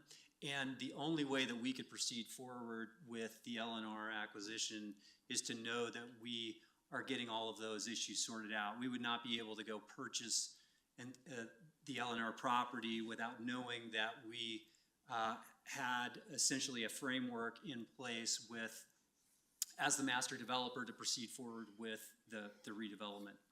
And so I just wanted to clarify that. We wouldn't be taking down the land and then waiting to get all of the redevelopment stuff squared away. It really kind of goes hand in hand, and I think it's important that, you know, LNR understands that what the city's time frame really looks like, and that we're that's our time frame as well. We really can't go forward designing buildings for the city offices or any of the other buildings or any of the infrastructure, or without that kind of understanding between us, because that's where things really begin to get expensive with engineers and all the work that's ahead. We're excited about making that investment, but after 3 years, we've got to have this organizational structure of common teamwork, what we're trying, and that we're all understanding that we're on the same page. All right, thank you very much. I appreciate it. Thank you, Member Russell, and I believe any other council members other than Member Anderson have questions? I'm not surprised by the level of questioning tonight, so Member Anderson, you can finish us off. Thank you, Mayor, and thank you, Mr. Olivier, and maybe this is for Mr. Tribe too. I don't know, I'm just going back to the financial piece again and thinking about that potential of a master development agreement. How do we come up with these numbers that we have right here? You know, we're seeing this for the first time, this 51 million on 106 million total dollars. How do you guys get to that number? That 51 million is what we're willing to invest in this. Well, it's all driven by, you know, the cost. There are a number of factors, right? There's the cost of the development itself, and those numbers are arrived at by virtue of engaging with contractors, taking some design, taking some real world pricing, and trying to get a rough order of magnitude on what those costs are going to be. You know, obviously you can see from what we have there, we don't have any construction drawings or anything like that. It's really just massing and some general concepts. We can be pretty well informed with the pricing on those concepts in terms of working with the contractors. So in terms of coming up with the costs, it's really a function of, you know, we have done a little preliminary design work with civil engineers, Martin & Martin, who I think they did the infrastructure out here originally back in the day, and they've been really helpful in helping us understand what's going to be required to execute a plan like this. So I hope I'm answering your question. Well, just to clarify a little bit, I think you're maybe one step ahead of me. What are you paying for with the 51 million? I mean, if there's $106 million of improvements, I mean, I understand you got to work out the cost for whatever you're paying for, but how did you come up with this is what we're going to pay for and this is what the city's going to pay for? Oh, I see. Yeah. Well, so we haven't defined that exactly. I mean, we're still working through that. Mm-hmm. There are a number of line items within the budget that require different sources and uses. And I'll give you an example. The Metro District has certain limitations on what they can actually fund. They have to be public improvements. The DDA has desires about what they would like to fund relative to placemaking. So there is still as Dan mentioned before, there's still a lot for us to kind of sort through there to figure out what funds are going to go to pay for what line items within the budget. But that's kind of the next step of figuring all that out. But it sounds like the bulk of what you're talking about would be funded by the master developer would be the buildings, the public improvements, the streets and stuff would come from the city, and then the buildings or perhaps some portion of the buildings to pay for that premium that you get for how the structured parking is incorporated. Maybe the city would, the other entities would pay for some of that. Am I along the right lines here? Yeah, no, there's definitely, it's really kind of putting all the pieces of the puzzle together to figure out what sources are going to pay for each parts of the budget. But what I can say is relative to the LNR piece that we were just talking about, that a significant portion of our money would be going to pay to free up the land to untangle or unwind the ground lease. So if that's 35 million of that 51 is just to unlock that ground lease? Yes. Okay. Thank you, Mayor. All right.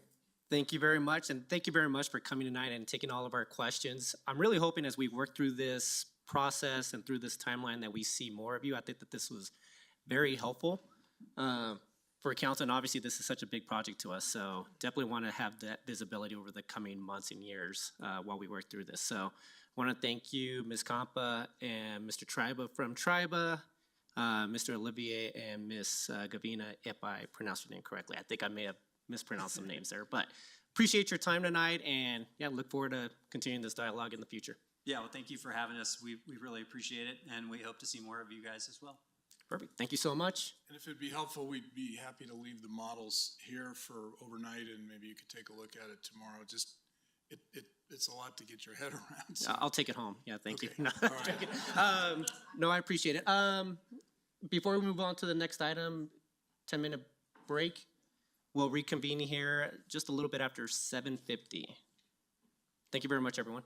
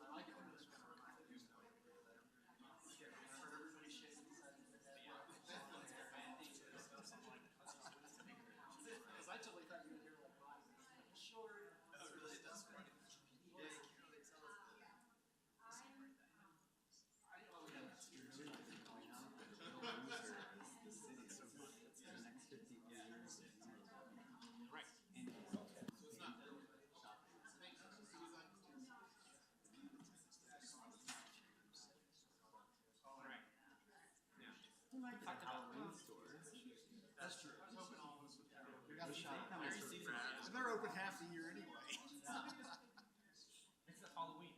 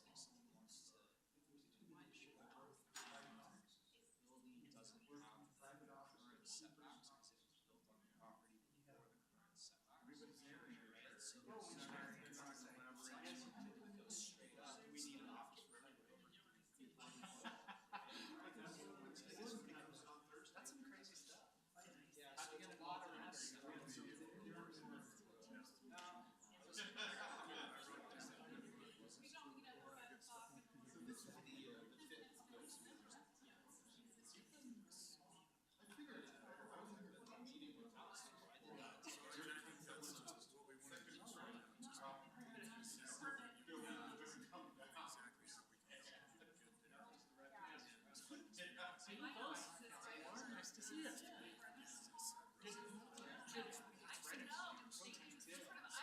Council. That's because you've had so many. Yeah, be like, chairperson, council. Yeah. It's cool. It's good to see you guys all in person. I was trying to think, like, I know I've met you in person a couple of times.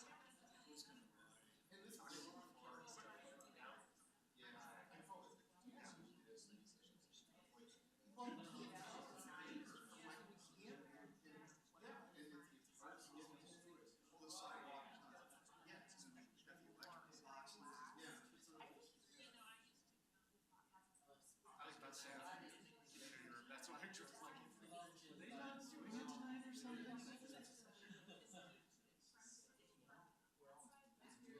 Yeah. Yeah, this scene feels very formal. I guess it's just because I know this is the council room. This is the study room.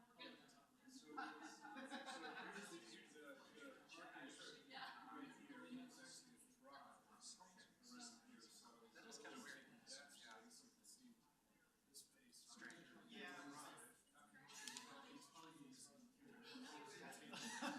See, but then they'd have to order the year round.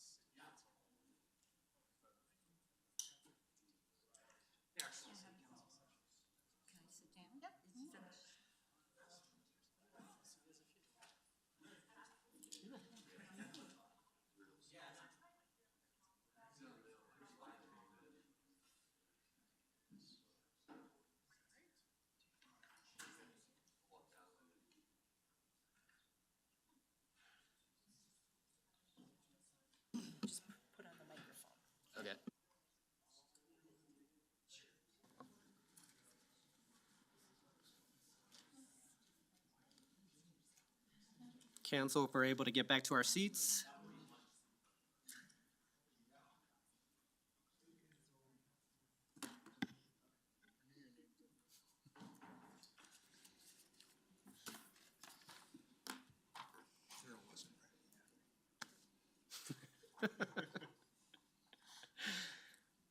All right, moving on to agenda item 5, it's the Organized Garbage and Recycling Collection Initiative.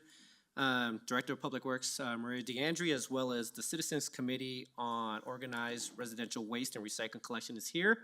Director of Public Works, I'll start off with you and then we can introduce the committee as well. Yes, great. Thank you, Mayor. So again, my name is Maria DeAndre. I'm the Director of Public Works, and we're so pleased to be here tonight to present information to you on the proposed initiative. And it really has been a good 2 to 3 years that we've been working on this initiative. So with that, I'd like to first introduce our committee members. So you see the entire list there. We started with 11 staff, or 11 people, and we're down to actually 6 now, and 3 of them were able to join us tonight. So from the far right is Mr. Dane Borman. In the center is the chair, the current chair, Mr. Carson Green. And then to my immediate right is Miss Marcy Brown. So I'll start with our presentation. So again, this initiative really began with some discussions with some of the boards and commissions about the idea of, I believe this has been talked about over time, and really what we're about is, and what we wanted to talk about is just the possibility of what an organized collection system for garbage and recycling might look like. And what that would mean is that the city would contract with one vendor that would provide service just to residential properties. So the intent really is not to make a decision by staff or by the committee, but instead to bring all the information forward so that a decision on next steps could be made by the city council. So really, again, the goals were about what really reaching out to residents to understand their opinions about changing to an organized system, and how would we communicate what the program is going to would take into account, and what would be the process if the city did move forward. And then finally, providing again all of that information, that feedback, and our survey results back to you. So just a little bit to go over the timeline. So again, this started with some various boards and commissions, including Keep Englewood Beautiful, the ETAC, which is our Transportation Advisory Committee, as well as the Budget Advisory Committee I know I've spoken with before, and then CASE, which is the Citizens for the Advancement of a Sustainable Englewood, is not an official board and commission, but is an organization within the city. So all of them at different times early in 2019, we were talking about this as a possible initiative. We did over the summer months, summer and early fall of 2019, we conducted a survey at that time and also had 3 public meetings, which were very well attended in the community room just across the hall. And basically answered a lot of citizen questions at that time, had a good open discussion at each of those meetings, and then which really helped prep the way for developing that initial RFP. So request for proposal, or an RFP, is really the way that the city lays out how do we get a proposal back from the waste hauler of what those services are that we would like them to provide costs on. So that initial RFP was developed by staff based on that survey, as well as information and feedback from some of those board and commission members. And as that RFP was going out, we were also talking with City Council about establishing a citizens committee who could go into more depth on this topic. So those committee members were solicited through those early months of 2020, and then actually selected in June of 2020. We were down to that original 11 that I showed on the screen. And then shortly after that, we received proposals from 2 waste haulers based on that initial RFP. After reviewing the proposals and kind of getting settled in, the committee decided approximately, it was, I believe, November, so they had about 3 months, 3 to 4 months to discuss that. They actually recommended, and the city council agreed to reject all the proposals and actually go back to the drawing board and rewrite the RFP with the hopes of getting basically better elements to better serve the community, as well as potentially reducing costs. I would like to add Mayor Pro Tem was also a member of that committee. I'm sorry for that. Apologize. And was the original chair, as a matter of fact. So we did issue the new RFP. It took a good number of meetings. I think overall the committee has met 23 times since inception. And a lot of debate, a lot of discussion. But ultimately the new RFP was issued in just August of last year. And again, we received 2 proposals from waste haulers in November. Since that time, the committee has been reviewing the proposals and is tonight within the presentation, you'll see here the recommendations from the committee. And finally, over the last couple of months, we've gone through a public input and education process, including another survey based on the actual costs that were received from the waste haulers. So just briefly to touch on the advantages and disadvantages of what an organized collection system might be, and these can be somewhat debated. This was the city's idea of what advantages could be. We've heard some feedback that some of these might not be considered advantages, but overall we feel that there is increased efficiency by going to an organized collection system, because basically you have the same truck servicing every house on the block. So in the current system, we have each waste hauler has to drive the entire length of the block, whether they pick up 1 house, 2 houses, or all of the houses. Similarly, for the recycling, there again, multiple trucks going down the street to serve the same number of properties. And ultimately, what that results in is just decreased impacts from that truck traffic. So if we have fewer trucks, there's less wear and tear on the pavement, there's less noise, and ultimately less emissions and less overall fuel consumption. Also, there's a feeling that there's greater community control under an organized collection system. And we heard that from some of the references that were called from the company or the municipalities that are using these 2 companies already, is that they have the ability to work with that one company to really not only structure the program the way that they like, but also have improved customer service because they have basically one company to go to for all issues. This also provides for competitive bidding, and basically what we've heard a lot, both in the first survey and the second, is that there's really a disparity in the amount that people are paying per month for garbage service. Now they might have different levels of service, but generally there's a wide range of costs across the board. And another factor, and what we heard quite a bit, is that people are getting increases randomly from their companies. And so while they might start out with a very good rate, it does increase periodically. Whereas with an organized collection system, as we did with the city's RFP, we built into that automatic increases that can be much more managed and predictable, because they're set at a maximum amount per year. Some of the disadvantages, ultimately there's no choice. So again, if I really like my waste hauler, I like the person who services my home, they do a great job for me, what is the advantage of changing? Not a whole lot. If I'm getting really good service at a really good price, there's no incentive for me to go to an organized or be in support of an organized collection system. There's also a feeling that there's a greater administrative involvement and oversight by the city. While some might consider that an advantage, many consider that a disadvantage, because again, there's another layer of bureaucracy there beyond the actual private company overseeing the program. And finally, it limits competition. So right now we have a number of haulers that are licensed to do business within the community. You as a resident can choose any one of those to contract with.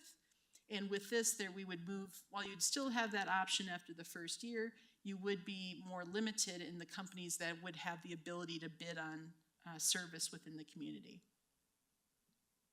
So what was included? So after our about a year-long process of working through the new RFP.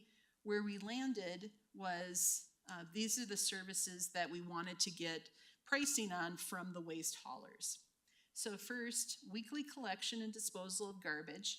And we put in there specifically that it should be at either the alley or the curbside at the household's choice. Meaning there's several companies right now that only service properties from the curbside.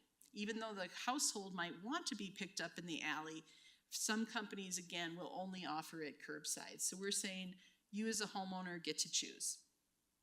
Then every other week, there would be collection and processing of recycling, again, either at alley or curbside based on the household's choice. Large item disposal. So this was one of the impetuses for exploring this as well. We had a lot of, as you know, illegal dumping, especially in alleys.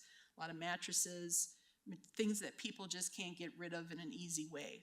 So we wanted to include large item disposal and make that part of that base service so that you're not paying necessarily extra for that or having to go make a lot of effort to get rid of some of those items. And what we ultimately landed on was that we would have 2 vouchers per year. So depending on when you had items to dispose of, you could call up the company, use one of your vouchers, and at that time you could dispose of up to 3 items, and there was a list prepared, furniture, as it says there, non-freon appliances, things like that.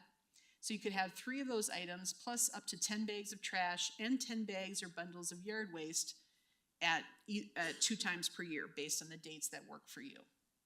And that those vouchers would be provided to each household each year, and they could be transferable from year to year. So if you didn't happen to use your 2 in a given year, you could roll those over to the next year, or you could give one to a neighbor who maybe had more materials to get rid of than you needed. Finally, costs would be included on the city's monthly utility bills. So right now, everybody pays their waste hauler directly, either probably on a quarterly, yearly, or monthly basis. And really, this would be wrapped into the utility bill and thus eliminate the need for households to have that separate bill directly to the waste hauling company. And then the waste hauler would also provide uniform garbage and recycling bins for each household. So there would be a standard size can for both garbage and recycling. We did request 2 different pricing options. So under both of those options, the first 2 years would be fixed, so at what that initial rate was. Then after that, depending on the length of the contract, we said that it would increase beyond for 3, so we did do pricing for 5, 7, or 10 years. So if we looked at a 5-year contract, the first pricing option was if between years 3 and 5, it would be the lesser of 3% per year, or the, as it says there, the Denver Aurora Lakewood Consumer Price Index, with a maximum increase of, in this case, in this example, 5% for a 5-year contract. So that was fairly limiting because of that maximum percentage increase. So the city did include a second pricing option where it was essentially the same thing. Pricing for the initial 2 years was fixed, but then we did not put that maximum total increase on there. So instead, if it's a 5-year contract, you'd have the first 2 years at the fixed price, and then for years 3, 4, and 5, it would be the lesser of 3% or the consumer price index, whichever is less. And then opt-out service. So the committee discussed this quite a bit and decided that since we don't have a good idea now of how many people might opt out of the service, the committee decided to make that mandatory for everyone for the first year.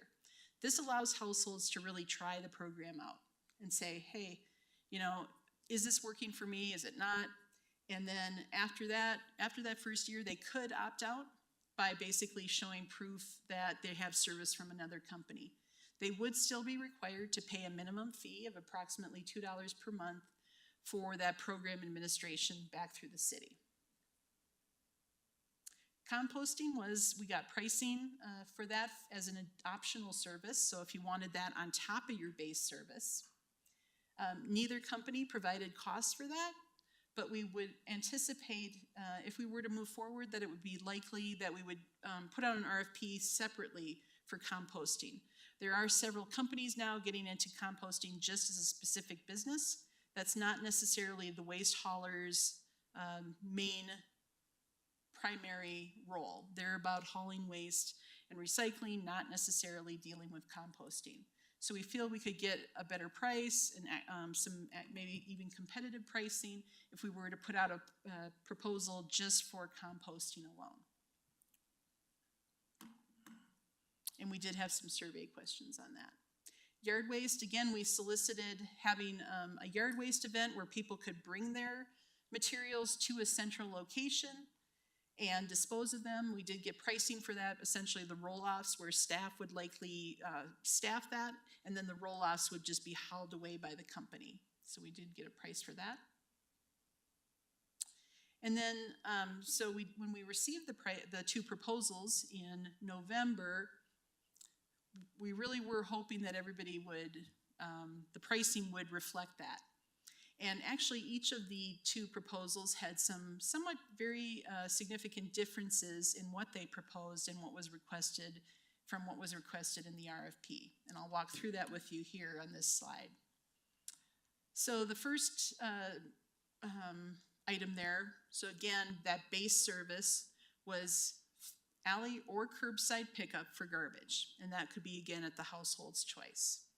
So Company A, which is actually Waste Management, they wrote that they would only allow for alley service could continue if somebody was currently being serviced in the alley. So they were not giving that option to everyone. They would allow, if somebody's currently receiving that, which we estimated from the survey about 43% currently have alley service, that they could continue to do that. Company B, which is Republic Services, they said, yep, we'll pick up both on the street and the alley, just as the RFP intended. Similarly, for recycling, again, the base, what we requested in the RFP was that the company would pick up alley or curbside for recycling. And again, Waste Management said, no, we're going to limit that to only people who currently have pickup in the alley for recycling, which is much lower than the garbage. And Republic was willing to do that. For large item disposal, that's again the 3 items twice per year, plus the 10 bags of trash, plus 10 bags of yard waste. Waste Management said, yep, we'll do that. We'll do a voucher program. We'll facilitate that. Instead, Republic Services said, no, we're not going to pick up at the curb. We will do something similar, but you have to bring your items to a central location, like the service center, and that might be on a particular day. So maybe there's a particular 1 or 2 Saturdays in the spring, 1 or 2 Saturdays in the fall, where people would have to actually haul their items from their home to that central location. And finally, another kind of large difference between what was in the RFP was the opt-out considerations. So again, we said that people could not opt out that initial year, but after that, they would be allowed to do so. So Company A, again, which is Waste Management, said that they would be generally okay with that, but if the opt-out rate was more than 10%, that they would reserve the right to renegotiate the rates. Other company or other cities that we've spoken to, namely Golden, who's had a organized collection for quite a while, has around about a 3% opt-out rate, just as a comparison. Republic Services said, no, we will not allow for an opt-out.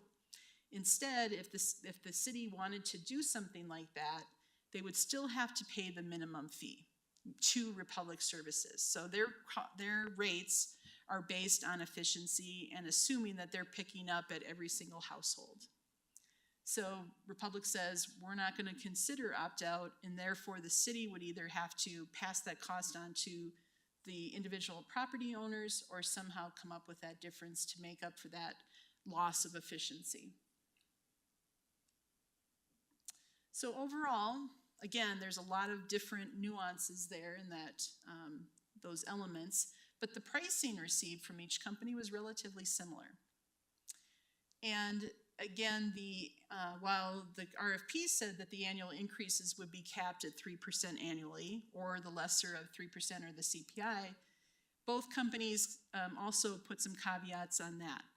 So they both wanted to use different parameters. Specifically, there's a national water, sewer, trash, consumer price index, which both of them indicated as a preferred method of gauging increases in the service, or a 3.5% annual increase versus the 3%.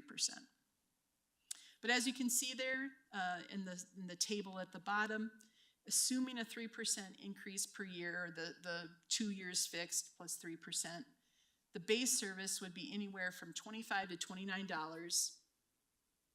And again, there's some nuances there in terms of the can size, that sort of thing. But generally $25 to $29, the city's administrative fee would be $2 per month, bringing that total monthly cost to roughly $27 to $31 per month. And then if we calculate, again, those 2 years fixed plus 3%, we'd be approximately $5 more, or $32 to $36 per month after that I could use the 7-year comparison, excuse me. So after 7 years, 2 years fixed plus 3% annual increase, we'd be at the 32 to 36, excuse me. So over the last couple of months, we've done a fairly extensive communications outreach effort. We've used the city's website through the Englewood Engaged page to put a lot of information on there. We created a video, as well as put all of the materials from 2019 on that page. We've also done some print media through the Citizens magazine. A postcard was mailed to every single homeowner or address within the city. Also done a number of social media posts to encourage people to take the survey, to point them towards the Englewood Engage page to become more informed. And then we also held 2 public meetings, one in person in the community room in early March, and then one was held virtually as well. And then we created a frequently asked question sheet with answers based on those public meetings and the questions that were asked at each of those. So the survey did receive quite a high number of responses. Over 1,700 responses were provided. We did also have hard paper copies for those who couldn't access the internet. We had a box and hard surveys at the Malley Rec Center and here at the Civic Center. You could also call the Public Works Department and we would mail one out to you as well, with a self-addressed stamped envelope if you needed that. So overall, we received 80 paper copies, either through the drop boxes or back through the mail, and those were included in those summary of responses. So key survey results. Really, as you could see, there's really a divided it's a divided topic. So people on both sides of the issue that felt very strongly about either moving forward with this initiative or keeping the status quo. But a couple of points to highlight is that the current satisfaction levels, that very first question that we asked, said, how do you like your current service? And generally 61% said that they were very satisfied or satisfied. That doesn't mean that it couldn't be improved, but generally 61% they were okay with that. When we ask people who specifically have both garbage and recycling what they're paying right now, 35% are paying more than $31, so more than that range that we were talking about. 35% are paying more than that. But 14% are paying less than $22 a month to get both garbage and recycling. When we asked people, would you be generally okay paying that opt-out administrative fee? Again, 41% said yes, but 37% said no. And overall, we found that it was very divided in terms of, we thought alley service, while that was a very important, critical element, and maybe the large item pickup was important too, really both of those came out relatively even. So with no alley service, but including large item pickup, was about 39% of agreeing with that, whereas alley service but no large item pickup was again about 39% in favor of that. Overall, the key concerns where you could pick more than one element, cost was by far the highest response. So out of 1,711 responses, 1,344 said cost, or about 78% said cost was an important factor and a key concern. A little bit less, but equally high at 63% was service reliability. So again, we heard from a lot of people that they just want regular pickup service. They don't want to have to think about it. They don't want to have to call. They don't want to have on different days. They want to put it out, forget about it, and go on with their lives. And then finally, yard waste included in the base service. This was somewhat of a surprise in that it rose to third highest, in that about 54% said that yard waste included in the base service was very important to them, which probably reflects the number of mature trees that we have within the community and just the amount of vegetation that people are dealing with. So Citizens Committee recommendations. So at the last meeting, citizens went through this, and actually the committee actually went through this and came up with a number of recommendations back to the City Council for your consideration. And basically, I can touch on a few of these, but they recommend that staff continue negotiations with the waste haulers to see if any of these following conditions in the bullet items there would be acceptable. So this includes having the price be at either $25 or under per household per month, and that's inclusive of the city administrative fee.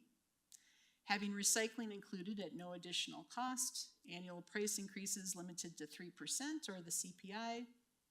And then alley or curb service, again, based upon household choice for both waste and recycling.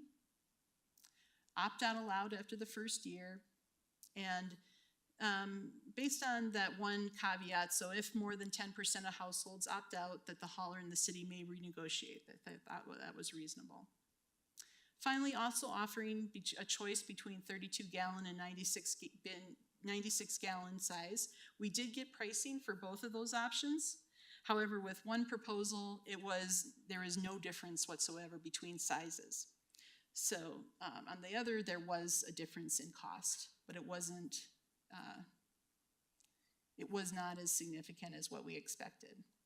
Finally, including yard waste in that weekly service. And then some other things to consider that were beyond the proposal was to have discounts for low-income households, similar to what's done now with the utility bills. So extending that offer for trash service as well. Reviewing the staffing needs that staff has preliminarily laid out, where we anticipate needing 2 staff people to oversee the program. They'd like us to reevaluate that. Large item pickup would not be included, so taking that out of the program actually, since that received less interest than probably the additional green waste pickup on a weekly basis. Not including the city-wide yard waste events, again, to kind of reduce the cost. Investigating year-round yard waste drop-off sites, possibly on city property, as other cities do that. Investigating, again, a compost program as a separate, perhaps RFP. And then requiring all multifamily properties to offer recycling to tenants. So we only included residential properties of 7 units or less, as that's what's allowed by state statute. Above that, we're not allowed to do that, or for commercial or industrial properties. But through the code process, the city of Boulder actually does this, is we can require multifamily properties to require recycling. And then finally, recommending that City Council actually vote on this so that they can tailor the program to what's needed. So instead of actually putting this on the ballot, where there might be some ambiguity about what is voted on, they felt that this is appropriate for the City Council to actually act on this. And then just some nuances if we were to move forward. It's about alley service, how we would do that, as well as if we needed to, is revert to 96-gallon bins only. So if we were to move forward, the implementation timeline, we would need to negotiate a contract which would likely be within the next month or so, then we would need to give people notice of about 6 months. So not only the waste haulers, but residents, to allow them time to move off of their service, know what's coming up, and really a very focused informational campaign as to what would come next. So most likely we're looking at very late fall or early spring of 2023 before we could implement the program. And with that, we'll open it up to any questions, or if you'd like to hear from the committee at this time. Thank you, Director DeAndre. I would not mind hearing from the committee before we get into questions, so. Member Russell, Actually, I agree with you. I really wanted to hear from the committee because they're citizens and we need to get the input from them. sounds good. So before we go to questions, if Chair Green, if you wanted to just start off with any talking points, and then obviously this council may be asking questions of you as well, but. Thank you, Mayor C.R.S. Rest of the City Council, thanks for having us here to speak. I wanted to make one real strong point that it's important to not see this as a binary. This is not about yes, single hauler or not single hauler. And the way we've approached this has been from the perspective of what matters to citizens all along. In those first meetings we had in 19, there were hundreds of people who showed up and they expressed strongly all of the things they cared about. And the reason that we rejected the original RFP was because it didn't represent what citizens wanted. It doesn't make any sense for a city to make such a massive change without utilizing the leverage of the size of the contract to get a good deal for citizens for what they care about. And the things that have come up over and over again, and it wasn't a surprise that citizens cared about yard waste. Yard waste was actually in one of the things that was originally planned to be included in the new RFP when Mayor Pro Tem Ward was our chair. And after we lost Mayor Pro Tem Ward and we lost Member Frazier, who both cared about cost and service levels, the remaining people on our committee who prioritized cost, service level, and what citizens wanted were overruled, and that was taken out, and it was put in with the large item pickup, which was not as large an issue brought up by citizens. So that wasn't news, that wasn't a surprise. That was actually pushed hard to be in the original RFP, but we couldn't get it in there. The fact is that the RFP that we did end up putting out, based on all of the votes that we put together for all the points to include from what our committee was taking into account from citizen interest, neither of the proposals satisfy it. Alley service is like the biggest thing that's been brought up by the hundreds and hundreds of people who came to those meetings.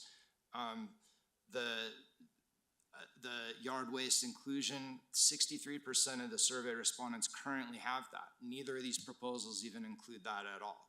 So and I also feel like the characterization of our recommendation needs to be clarified.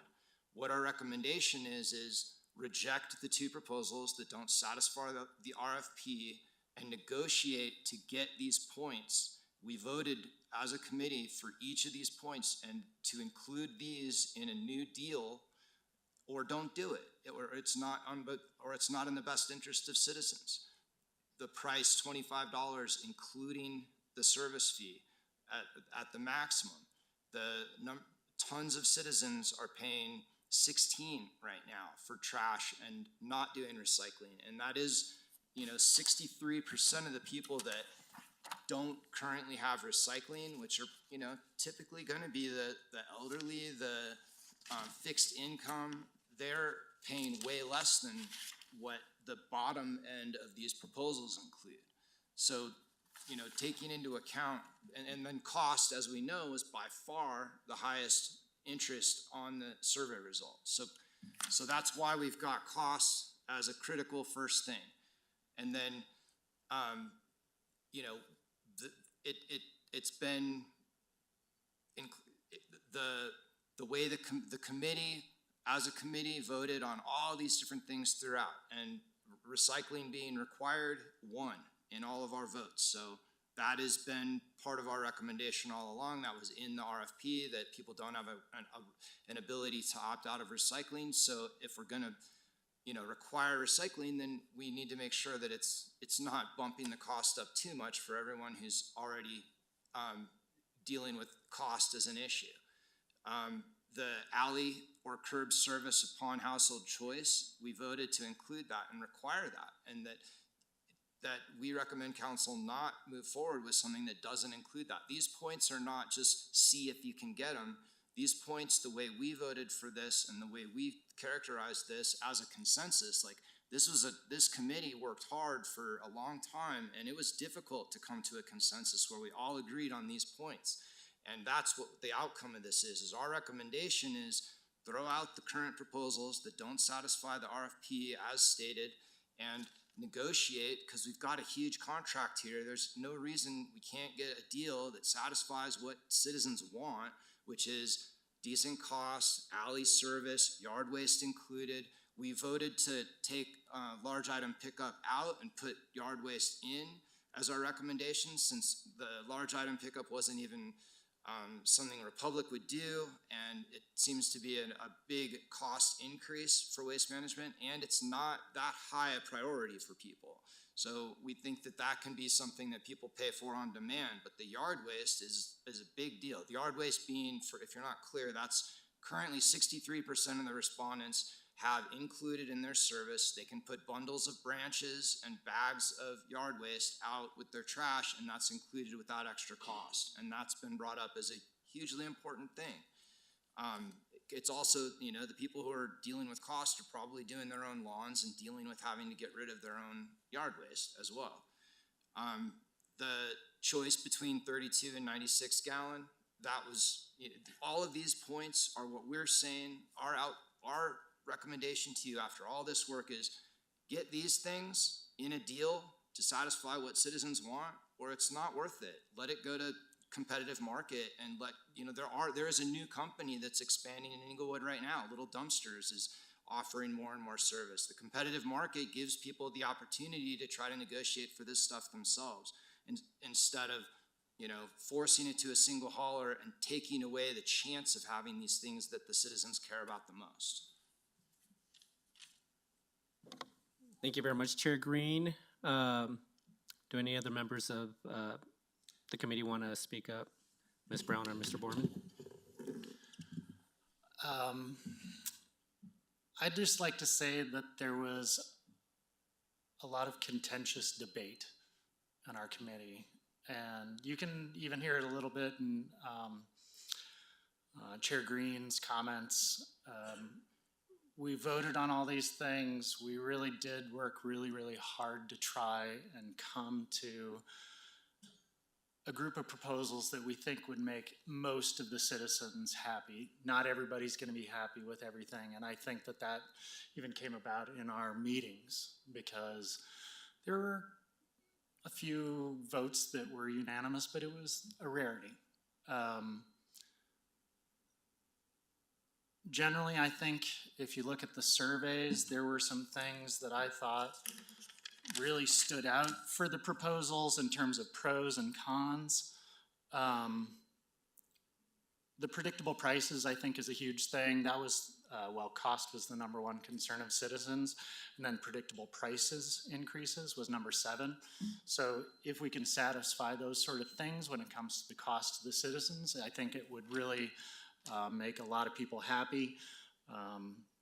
One of the things that happened to me recently was a 17% price increase on my trash bill.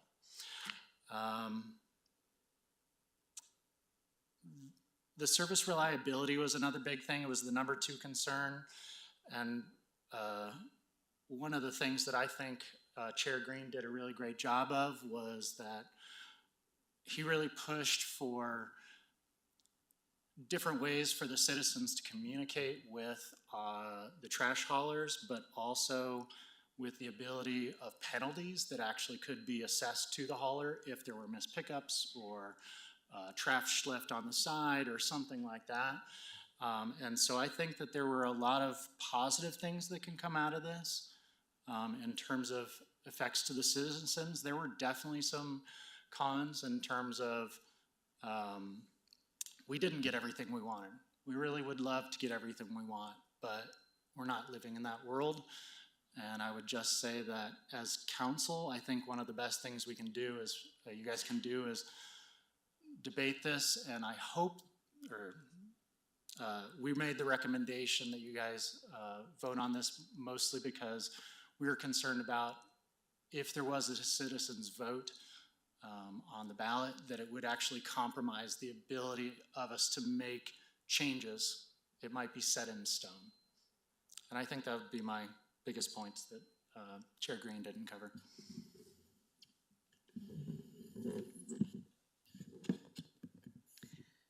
Good evening. I agree with Chair Green. These were just committee recommendations. I am not for single trash hauler whatsoever, and I'll tell you why. It's because that alleviates any kind of competitive bidding for our citizens. And I think we have the right to go to different haulers and get a competitive bid. And one of the pros that you did not see up there was that, oh, we all get to pay the same amount of money. Well, I'm a single person. Why should I have to pay for a family of 5? Why do I have to pay the same amount? I don't produce much garbage. And if that 5 family can get it for $17 from Waste Services, that's fine with me. But I see a lot of problems coming out of this single hauler trash. And one of them is I was not for everybody was forced to opt in to this program. I don't believe the city has the right to make that decision. I don't believe that the city has the right to force recycling. And the administrative fee, all that goes to the amount that people are going to have to pay for this program. And if you think about it, after the first year, when people want to opt out, how are you going to get another trash hauler in here? They're not going to want to come in back to the city after you've got waste management. And I also brought up at one of the committee meetings that think about Tabor law. I spoke to the gentleman who wrote it, and he said that you have to sign it every year for however long the contract is. And as you know, council turns over. And when I brought that up at the committee meeting, I was told, well, we'll come to that bridge when we cross it. Is that really how the city feels? We'll come to that when we cross it? That's not how my life works, and I doubt if most of you live your life like that. You look for what's going to happen, right? You look for what the problems are going to be in the future. And I don't see why we have to bring in 2 more staff members that are going to make close to $200,000. When I pay Waste Services, that fee is already in there for $17 a month. So I just think this is going to bring in a lot of problems. I think it's going to bring in problems for council. I think it's going to bring in problems for citizens. And as a survey, the feedback that you received on the survey, the number 1 interest that you got was the price. That's a high price to pay when you consider you can get it for $17. And I don't really feel like I want to pay 2 more staff members by doing an administrative fee. And even if you opt out the first year, you still have to pay the administrative fee, which I don't understand. So yeah, I'm totally against the single hauler trash. I don't feel it's fair. I think what you're doing is creating a monopoly. And I don't think that this was a bidding competition. That's just my feeling, that it was never a bidding competition. Thank you. Thank you, Ms. Brown. Mr. Borman. And now for questions from council. Does anybody want to get us started? Member Russell? Actually, I'd just like to make a comment first. I greatly appreciate the work that the trash committee did. I mean, to serve on a committee for 2 years and have that issue come up. I just thank all of you that have stuck it out because it is difficult. Unfortunately, it is really in the best interest of the public when there is disagreement because then both sides are represented. And so, but I greatly appreciate you all looking into this and sticking it out. And I thank you, the three of you, for coming this evening and taking time out of your schedule to share with us. So right now I don't have any questions, but I just wanted to thank them. Well said. Thank you, Member Russell. Member Woodward? Let's see, I guess I'll start with the predictable prices that Dane brought up.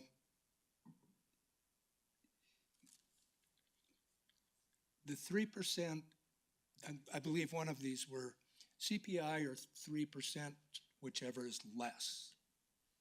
That's pretty predictable, right?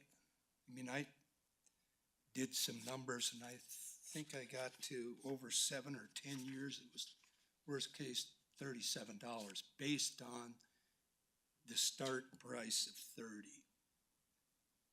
So, I mean, is that predictable in the citizens' opinion or not? I think it is predictable. The nice thing is if it's a maxed out at 3%, if we end up with a consumer price index of 2, we get a 2% price increase instead of 3. And yet it'll never exceed that 3. So that's one of the nice things about it. One of the nice things for people with fixed incomes and things like that, the great news is that hopefully then they can budget for those types of increases, that level of increase. Yeah, thank you. May I address that as well, Member Woodward? In regard to predictable price increase, certainly, but a predictable price increase for what? That's why I made the point about it's not a binary thing. It's not just go to single hauler or not. It really is about the nuance of what's included. So getting a predictable price increase with a removal of services, a less service than you currently pay less than $30 for, that's not a very useful, predictable price increase. If you're having yard waste service taken away and your starting price is 30 instead of 16, and now it's going up from there, I mean, sure, it's a predictable price increase on a service that you didn't want, that you've lost, the quality of service that you started with. So that's why I feel like it's much more about the terms that are included in whatever moves forward than just price or just increase or anything like that. I agree, but I assume that we would have a contract that described the services, and those services would be provided. So if there were added services, then I can understand that wouldn't be predictable because it would be an additional service, unless we tied all the different additional services into the contract and a price subject to the increases. I think at our committee across the board, it's certainly through vote, overall, we agreed that price increase that wasn't a sticking point for us as much as anything. For us, it was more about making sure that the terms overall satisfied what citizens wanted. And that, I would say that the price increase as described, we pretty much were on the same page with. That wasn't really a too much of a sticking point for us. Mr. Green, on the yard waste, I just want to clarify, is yard waste speaking to composting?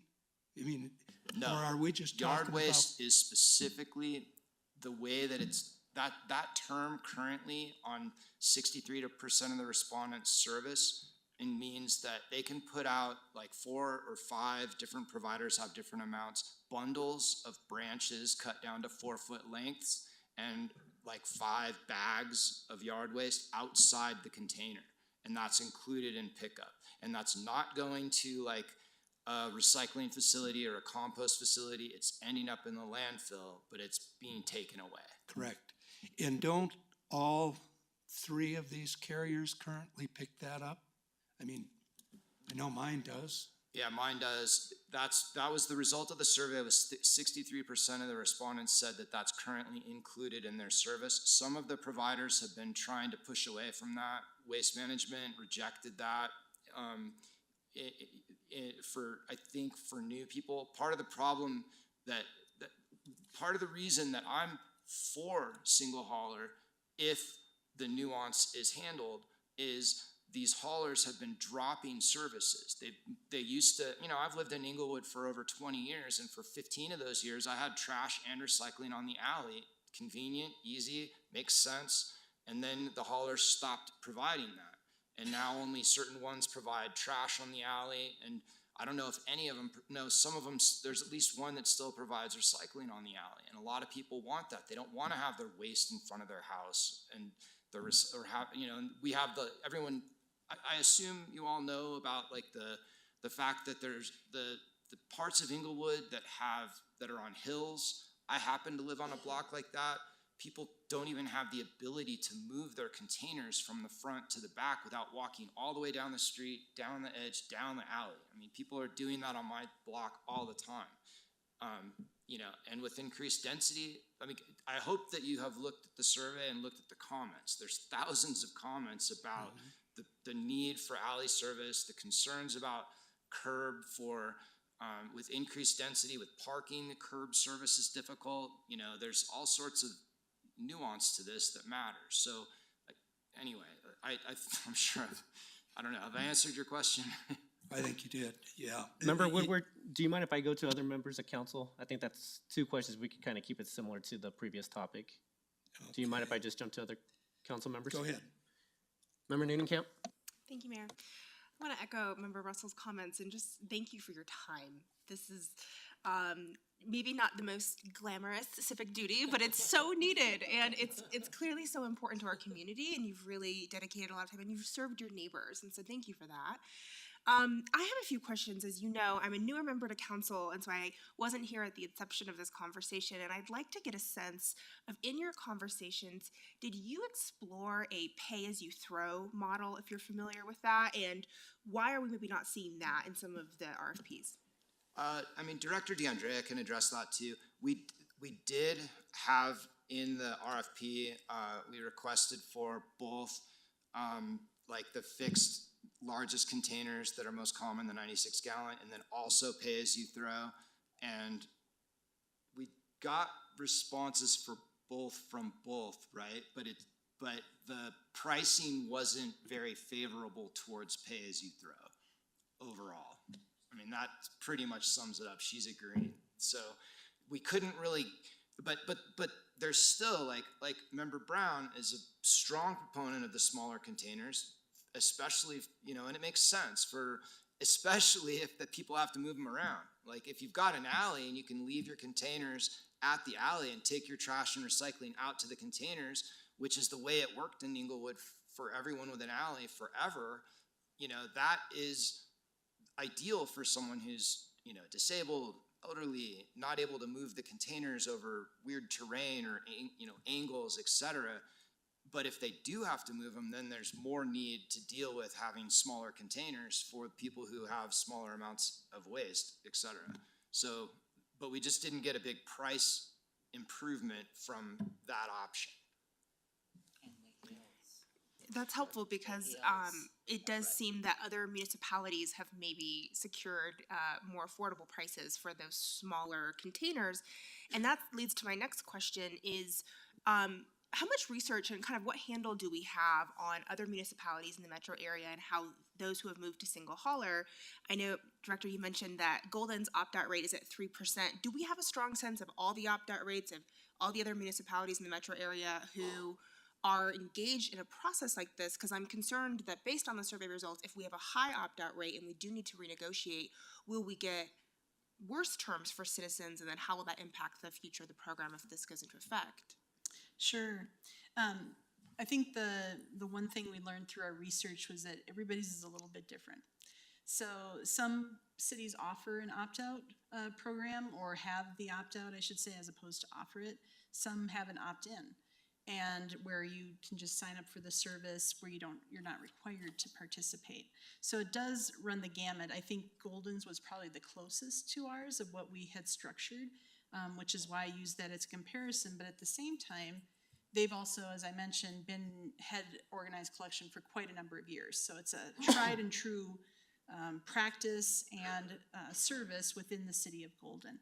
Arvada recently switched, like within the last year, and they do have an opt-out provision, which about 30 to 40% are taking advantage of that. But they do have, when I talked to the gentleman there who implemented their program, a lot of that is HOAs who had actual formal contracts. So they're waiting to see what happens if some of those HOAs do decide to go with the city service or the city program versus staying on their separate contract. So there's a little bit of an asterisk with that, but they were much higher. Another aspect of that is if say we do, like, say Inglewood utilizes their leverage of a giant contract to lock in, these things that citizens say they want: alley service, good price, yard waste, and we get a solid deal and provide it for everyone for the first year. I don't think it's very realistic to think that there's gonna be other providers willing to provide for cheaper than that for, here and there, a few people throughout the city. So the market would probably make it to where opt-out isn't going to make much sense, because it is in our municipal code that you have to have trash and recycling service. So you can't just not have it. And so you're not really going to be able to opt out realistically if we have a service that's for everyone. Member Anderson. Thank you, Mayor, and my thanks also to the committee. It's a long haul of working on this stuff. I really appreciate it. My question is for Director DeAndre. On the survey, there's a couple of questions on price. It looks like one was for people who have recycling and one for people who only had garbage service. And then the numbers, were these the kind of thing where people selected a range of 28 to 31, or did they enter the actual price? Yes, so that was kind of a multi-step question. So the first question was, do you have garbage service with alley or with recycling? And then it would send you one of two ways. Because we have a lot of people who don't pay for recycling on top of their service, because many companies say, oh, that's going to be an extra cost. So we wanted to do that nuance. So then there were two pricing structures. We asked people to go get their actual bill, and then it was a range that you could select. So my question, and this maybe could be kind of deduced from the data that's here, but could we figure out what, if we have a 27, what was it, 27 or to 31 is the range? Is that, can I ask, is that one of them is 27 and the other was 31, or is there a range within each of the RFPs, or what level of detail is available to council on that? Sure, we could certainly do that. I think and this goes a little bit back to the previous question about the pay-as-you-throw. So the more detail we provide, the more difficult the questions get. So there is a pay-as-you-throw option. We've got specific prices on that. One company, they had the same price whether it was the uniform container as the pay-as-you-throw. The other company was lower, so I do want to recognize that. And so if we went with that particular company, it would make sense to have two different sizes, and it would be slightly lower. But I think just for the purposes of the survey, we wanted to keep it, in there to the penny. We wanted to keep those ranges where people could better understand them and be related to what they might see on their bill. Okay, But so, we can give you the exact pricing. okay. So then the final question along these lines here is I guess this is maybe a council request, can we get what percentage of people will experience a price increase if council, pass this, organized waste collection? Certainly, we Thank can you. estimate Okay, that. thanks. Thank you, Member Anderson.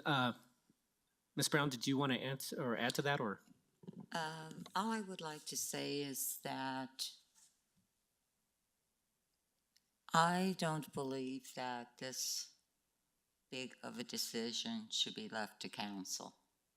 And you can talk among yourselves and decide for yourselves on that question. But you were elected by your constituents.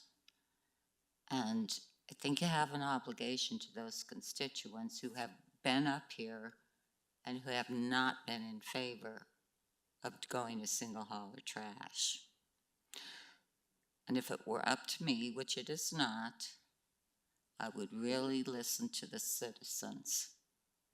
Because it seems to me, I've looked on Facebook, I've looked on social media, I've gotten emails from people pretty upset about this.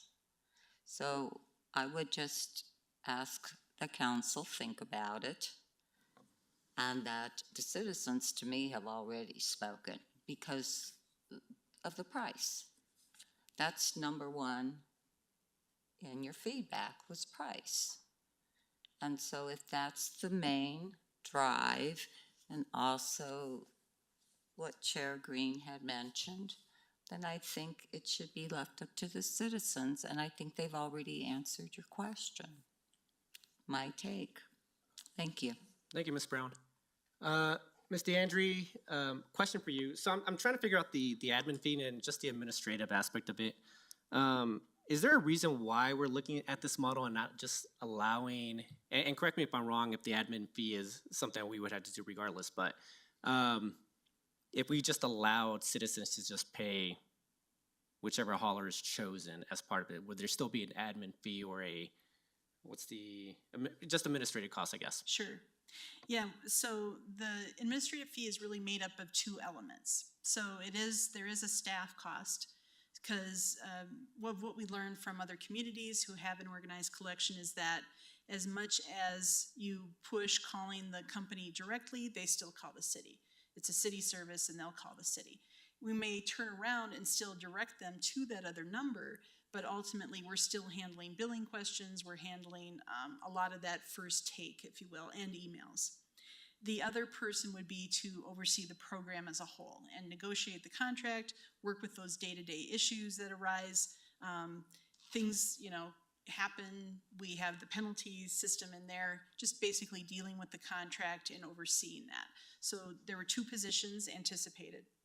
And then the second element is education. And we anticipated 4 or quarterly educational elements that would be coordinated through our communications department in conjunction with the waste hauler. But that might be in the spring, a mailer with a calendar of what is your pickup day.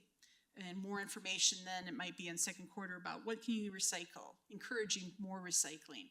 Then it might be about the yard waste in the fall, things like that.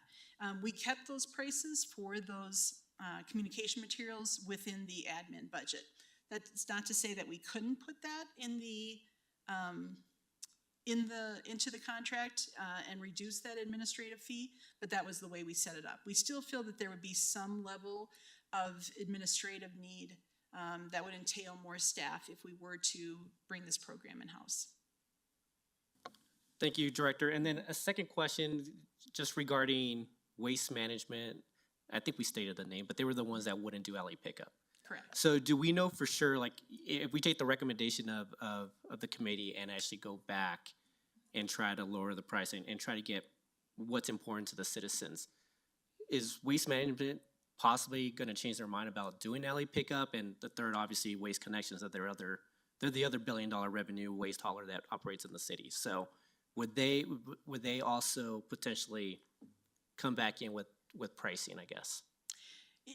that, I guess it depends to be seen. We have not reached out to them. Both companies, both Republic and Waste Management, have been monitoring the Citizens Committee meetings and these other meetings, the public meetings as well.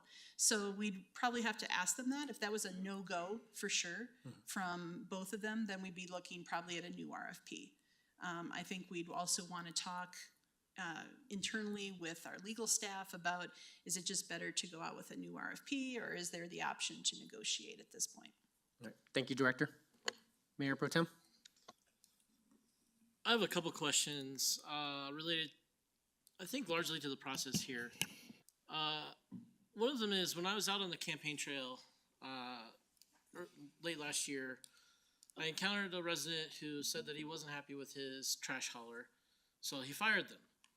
And then when he went to hire someone else, no one would take his business. Do we have any other evidence that this process may have disrupted the market in the city just by engaging in the process itself? I don't think we have any evidence. I think probably more so is just the pandemic and the resulting employment issues, trying to find workers.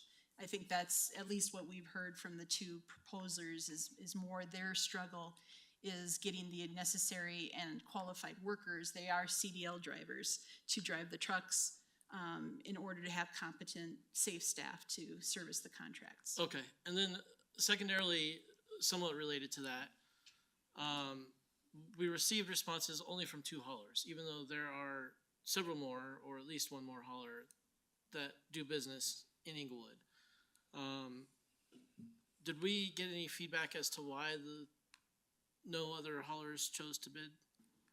I have not reached out to them since we're still in technically the proposal process. Okay. We did have 4 companies attend the mandatory pre-proposal meeting, and then only 2 decided to move forward. So we're not sure at this point what their reasoning is.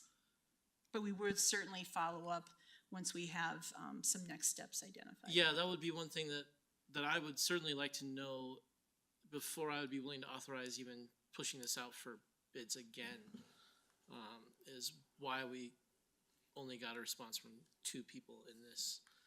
And then third, I don't know if this is the appropriate time or not, but I served on this committee as the record would show for about 18 months prior to coming on the council in March of 2021.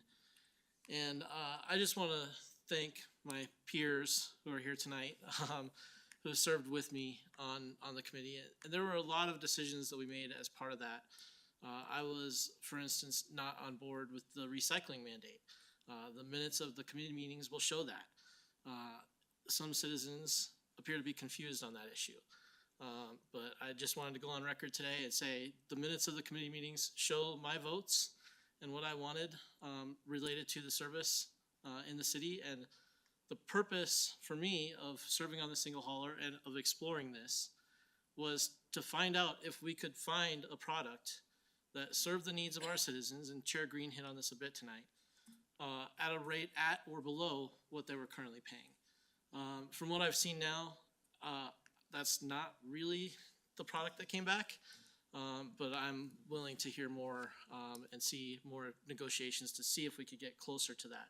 If we do, it would be something that I would be much more likely to lend my consent to in the future. I think Chair Green has some comments. Yeah. Go ahead, Chair Green. Yeah, Mayor C.R., on your question about would the haulers potentially come back? I mean, we do know, so I think there's a couple points to consider there. For one, we know that Republic said no problem, we'll do trash and recycling on the alley. It's not a factor of can it be done. I think that's primarily they want to use bigger trucks, which, you know, basically it's profit driven. I mean, they claim it's safety, they claim all sorts of things, but it's ultimately, I believe it's profit driven. They want to use bigger trucks.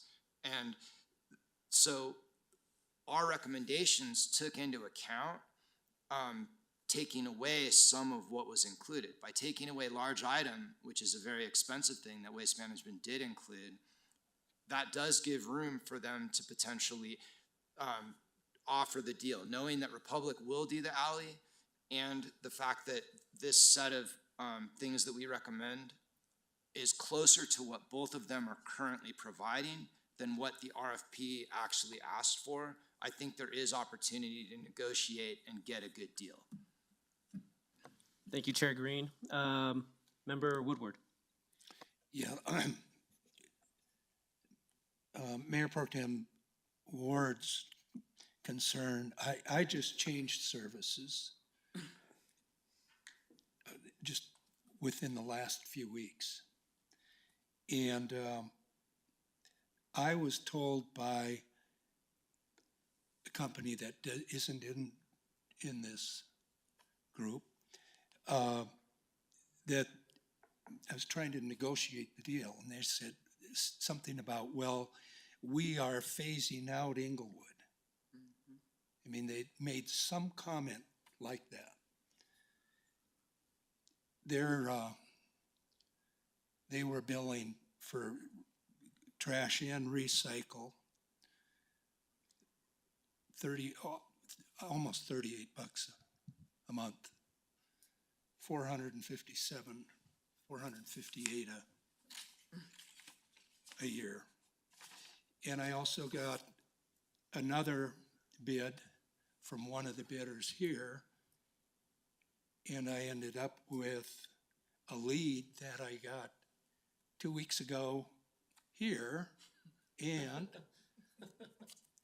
telephone numbers from numerous people of the public. Thank you, Marcy. You're welcome. And I'm currently now paying $22 a month with great big trash cans that are bigger than I would care for, but that's okay. I'm one person. But $22 was so cheap in my mind after what I've been paying. I went with that.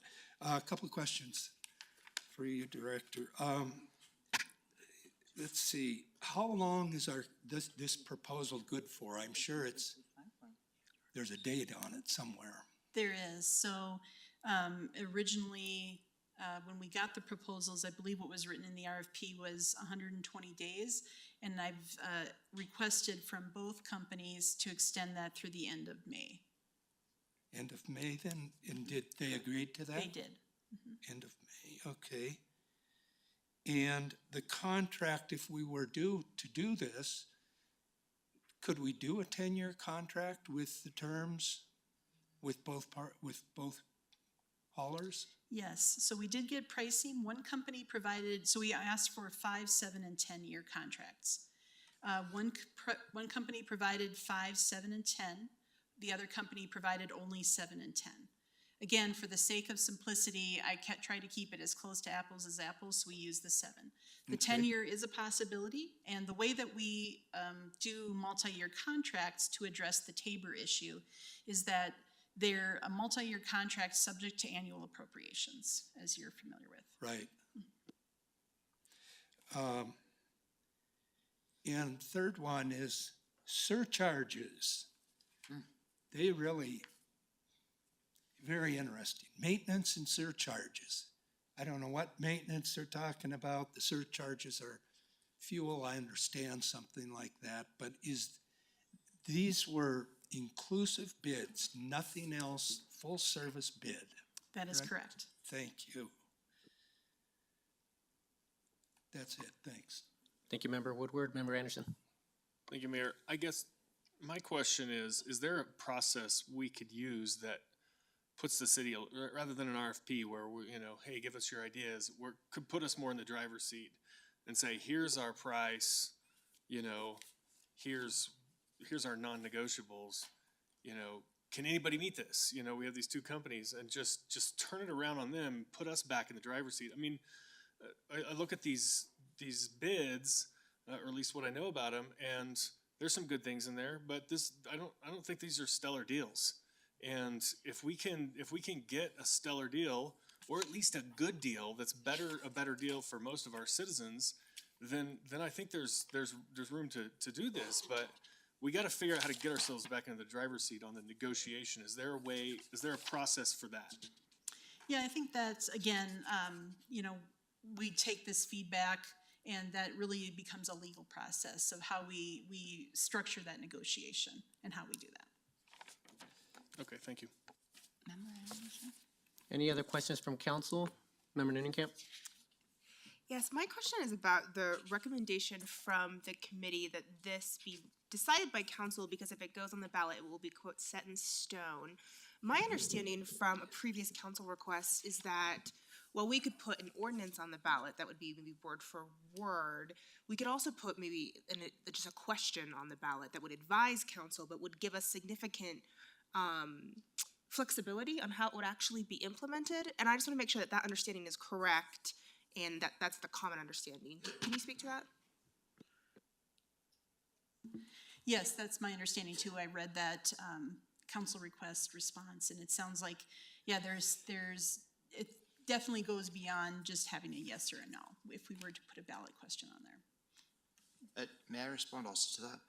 Member Nunnenkamp, I think that that's a really important thing as well. Like what one of our discussions, a point that, you know, this may be, like everything else I've said, I've tried to say as like the consensus things of the committee. This is my own thought, is that I would be concerned if there was a ballot item that said single hauler or not, because it doesn't include all the nuance. Does that include yard waste? Does that include alley service? Does that include a price that's less than I'm currently paying or not more than it? And that's why I would be hesitant with a ballot initiative, unless it was like a ballot initiative that spelled, if we had all of these things that we recommended, are you for single hauler? That would make sense, and then I think that would work great. City Attorney Niles, maybe you can weigh in here. I'd like your thoughts. How, what level of detail could we include in an advisory question versus an actual ordinance for some of the information that Chair Green has referenced versus an ordinance that would be just, quote, set in stone? Does that make sense? It does. And there's not a black and white single answer to your question. Advisory ballot questions are really up to us to draft and to determine what level of detail is required to ascertain the intent of the voter. And so I do think, based on the comments, it can be difficult based on all of these different factors to make sure we include all of the information required, but not so much information that if it changes, that the ballot response wouldn't change. So I think it's an art to provide enough detail, but not too much. Thank you. Thank you. Member Anderson, did you have something else to add? Yeah, I guess this is just more on if, you know, what the other options are. If this didn't go forward, would it be possible to do something similar to this, but you mentioned HOAs in Arvada, more like that, where we could have neighborhoods could vote within themselves to move to a single hauler? Is that, maybe that's a legal question as well, I don't know, but would it be possible to, because I think it would be great to implement this, but maybe in more of an incremental kind of fashion, or looking at, you know, maybe there's a neighborhood that's super excited about it and wants to do it, and could we ballot that and have neighborhoods go forward with something like that? We can try and look into that before next week. Thank you. Thank you, Member Member Anderson, could I just address you for a moment? I agree with you as far as looking for a better deal.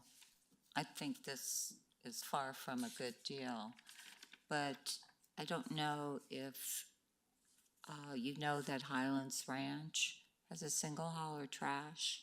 It's waste services, and it's $17 a month, and they pick up yard waste. Now, I understand Highlands Ranch does not have alleys, but the fact is that it doesn't look like Inglewood's going to get much of an alley pickup anyway, unless you're already getting it, right? And then I would also ask that council look at what Commerce City's paying. They're paying like $13 and some cents for single hauler trash. And just my feeling, not speaking for others on the committee, but I just have felt all along that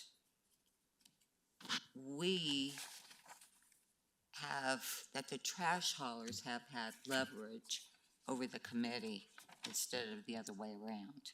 That's what I have felt. Like I said, I'm only speaking for myself. Whereas perhaps if you went a different route, you could do better, because that's just my opinion. I mean, I just feel like they've always had the upper hand through these negotiations. So thank you for listening. Thank you, Ms. Brown. So I know there may be a couple more questions. Let me just ask in terms of what the process is for tonight. So tonight, and Director DeAndre, you could jump in here as well because you may know. So there is some direction that we're going to give tonight, but also next week there is going to be a public hearing on this issue. So I'm trying to understand what type of direction is it that you're looking for tonight, and then just talk about the process over the next few meetings, Sure. which includes the public hearing. So. Yeah, tonight was intended to be just informational and ask questions and prep for next week. If there's additional information, I think this was to set it up so that you would have all the information you needed going into next week's public hearing. So the intent at next week's meeting is to have a public hearing, invite members of the public, and then it's really at your discretion if you want to act on things, take direction at that point, outline next steps, or if you would prefer to push that back to a future meeting. Okay. Thank you, Director. Member Russell or Member Woodward? I know both your lights are on. Member Russell. Okay, thank you. So I have a couple questions about Commerce City. Do they get yard waste picked up in theirs? Yes, it is limited to the single can. So they have a 96 gallon across the board, both recycling and garbage, and any materials have to be placed in the bin. So they do not have anything outside the bin. Okay, so I mean, just that, but I do believe yard waste is important. That is hugely important to me. But when I saw what Commerce City is paying, and actually how is it paid? Through property taxes or? Yes. So one element that's very unique to Commerce City is that the city pays the entire bill. So they do have waste management. Then every month it's based on the number of households times that, is it the $13, whatever the price is, and the city pays that bill. There is no utility bill that goes back to the individual households. So there's no administrative costs associated with that, no collection costs by either the company nor the city. Okay, and I appreciate that. The city of Denver have their own trash company. I mean, they got their own trash trucks. They started out that way, but it does come off of property tax also. The citizens do not have to pay an extra bill, but I do, the yard waste is hugely important because I do think that in Inglewood, even if you're not an older person, a lot of people are mowing their own yards to save money, and we do need to take care of the yard waste. So, all right, thank you very much. I appreciate that. Thank you, Member Russell. Member Woodward, did you still have a question or? Yes, the committee, when, I mean, I saw your recommendation for the council to make the decision as opposed to going to a public vote. And I tend to agree with that, and I stated this before. Do you want, I mean, did you consider all the people that would be voting? That would be all the residents or all the people that were registered to vote that wanted to vote in the city of Inglewood, including apartment dwellers and condos, multifamily people. So I don't know if you have any opinions. We did discuss that. We're aware of the fact that it's like 9,400 some homes fall under this because there's rules that you can't enforce. More than seven. More than if a unit, more than 7 units, you can't force them to do trash and recycling. So there's only 9,000 some. No, homes I know that, but bringing it to a vote, right, voters. to a vote, it would include everyone. So we discussed that. I mean, that was part of our thoughts around this, and that's part of why Yeah, We- okay. You know, in addition to the nuance, like, it seems like it would be difficult to get the nuance into, you know, a ballot question unless it was a complicated one that said, if the city could get all of these things, would you be for single hauler? I think that would be a reasonable way. Go ahead. The challenge I see with that, with adding specifics, again, if you add in specifics into there, you may not be able to change those in the future. Say the price, we get to the end of the Yep. contract, and they're saying, we're not doing any more yard waste anymore, and we're locked in to this. We'd have to vote again to be able to change the contract in the future. Yeah. And so if it had to go to the citizens, it'd have to be, I think, very vague, and I think we run into the same comment that Chair Green made, that how does a citizen understand what that really means? Okay, we want a single hauler, okay? Well, you don't know anything about price, you don't know anything about the services. So I think the cool thing about the council making this decision is that you guys will understand the nuance, and you've been elected to understand this. The citizens, we don't have the time. Yep. One last question, and that is, do we have a number as far as the number of residential, single or double or triple for that Yep. matter? So we did break that down in the RFP. We have roughly, I'm going off the top of my head, but about 9,100 single-family homes. We included approximately, I believe there's about 200 or so duplexes, and then 100 and some triplexes. And so we did that math, and it ends up to be about roughly 9,600 households that would be serviced. There was a certain number between 4 and 7 units, about 55, but the committee decided not to include those. So consider them more as multifamily. So we're dealing with 9,600 households. Okay. Great, thank you. That's all I had. Member Noonan-Camp. Thank you, Mayor. Just one more question. As I mentioned, pay as you throw. Did we also look at opt-in RFPs or doing that, or we only looked at the mandatory and then the opt-out? We did. We did not price out opt-in only. Okay, because I do believe that Highlands Ranch system is opt-in. I'm sorry. I do believe the Highlands Ranch It system is, was opt-in, yes. which was mentioned earlier.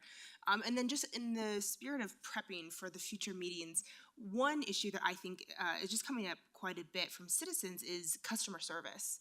What recourse will citizens have under a system like this if there's a missed pickup or if they want to negotiate something, and how would we address that? That's still an outstanding question for me.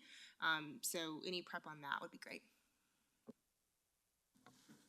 Thank you, Member Noonan-Camp. Actually, that would be one thing that I'm not, I know that we talked about service levels that they would have to adhere to. It was missing from this, but yeah, definitely have that as part of next week's meeting. But any other questions from council? Yeah, go ahead, Chair Green. Yeah, just so you know, like, Member Nunncamp, that was strongly discussed, an important part of what we put in the RFP. And if you look at the RFP that we put out, it covers that in a lot of detail. Like, one of the things that we ended up voting to include was requiring that a citizen that needs for them to submit a request or a report or anything does not require them to wait on the phone or wait for someone to come online for a chat. They can just fill out a form, submit it, and then it's on the hauler to respond to them. That was one of the pieces of that. And then also built into it is a breakdown of all the different things that could go wrong and fines that go to the city if they fail on any of those things. So that was that we addressed that really strongly, both aspects. Seeing Mayor Protem. I think it's great that the fine structure just came up, because I'm also wondering if that's one of the components that increased cost in the responses. Some of those fines are pretty significant, and we did that for a reason as a committee. We wanted to ensure that we could guarantee a service level that was acceptable and make it hurt if that wasn't provided. So the profit motive makes it more profitable, assuming they're not packing guaranteed fees that they intend to pay into the rate. So I don't know if that's something that has even been discussed with the haulers or not, but That was one question I did have when I saw the numbers come back. We did not ask that specific question. A couple of the references that I contacted do have penalties similarly, however, they're not charging them. So they try and negotiate or, try and have them work through the issue instead of jumping directly to penalties. So I believe, I want to say Louisville is one that has I don't know the exact dollar amounts, but they've basically not collected much of anything in terms of penalties because they give them the opportunity to correct that. Thank you. Thank you, Mayor Pro Tem. Chair Green? Yeah, Member Ward, personal thought on that. Since both respondents arbitrarily dropped various things out of the RFP, and neither of them even pushed back on the penalties, I would think they weren't that concerned about it. Any other questions from council? So Director DeAndre, thank you very much for the presentation tonight. I do want to thank the committee for all your work over the last 2 years. We always throw the most contentious issues. When we form these citizen committees, it's on these contentious issues where we have people on both sides feeling really passionate about it. So for you to stick around for 2 years and actually put in the work, I really appreciate it, and thank you again for coming tonight as well, so, and staying late. But thank you for all your work.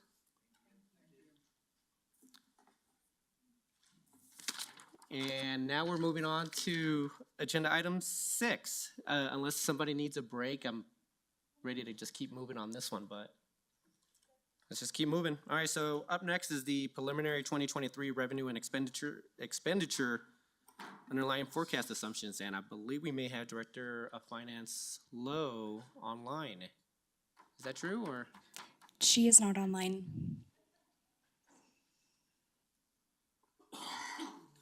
We may have to take a break.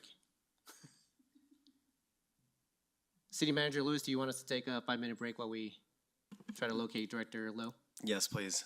All right, we'll take a 5-minute break and we'll meet again here at about 9:28.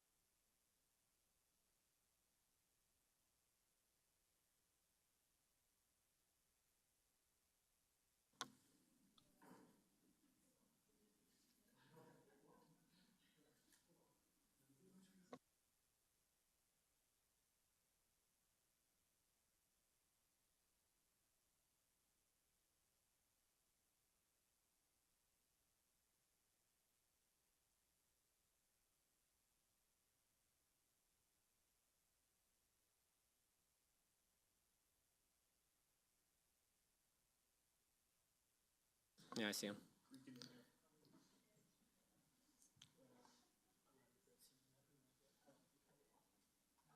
All right, members of council, we're ready to get started again. Did you hear anything on that?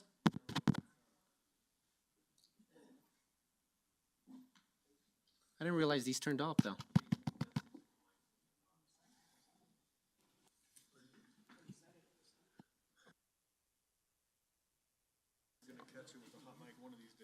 I guess so. Check 1, 2.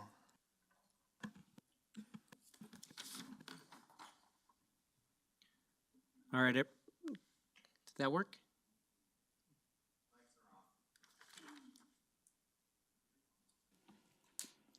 Go ahead, Jade, try. Test, test, test. I don't really hear it. No, they're not on.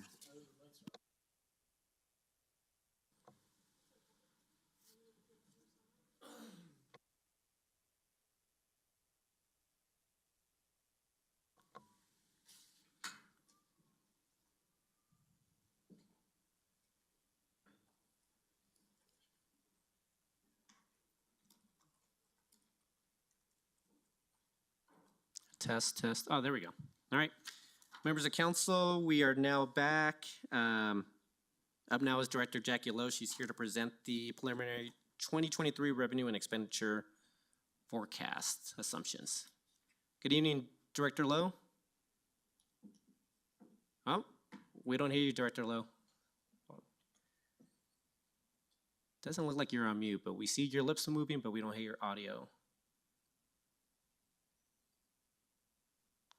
Nothing yet, Director Loh.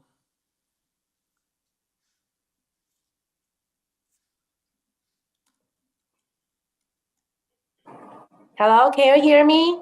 We can hear you. Perfect. Okay, excellent. Good evening, Mayor, Council. Tonight, Budget Administrator Jenny Nolan is with me. She compiled the entire presentation. So let me share my screen with you.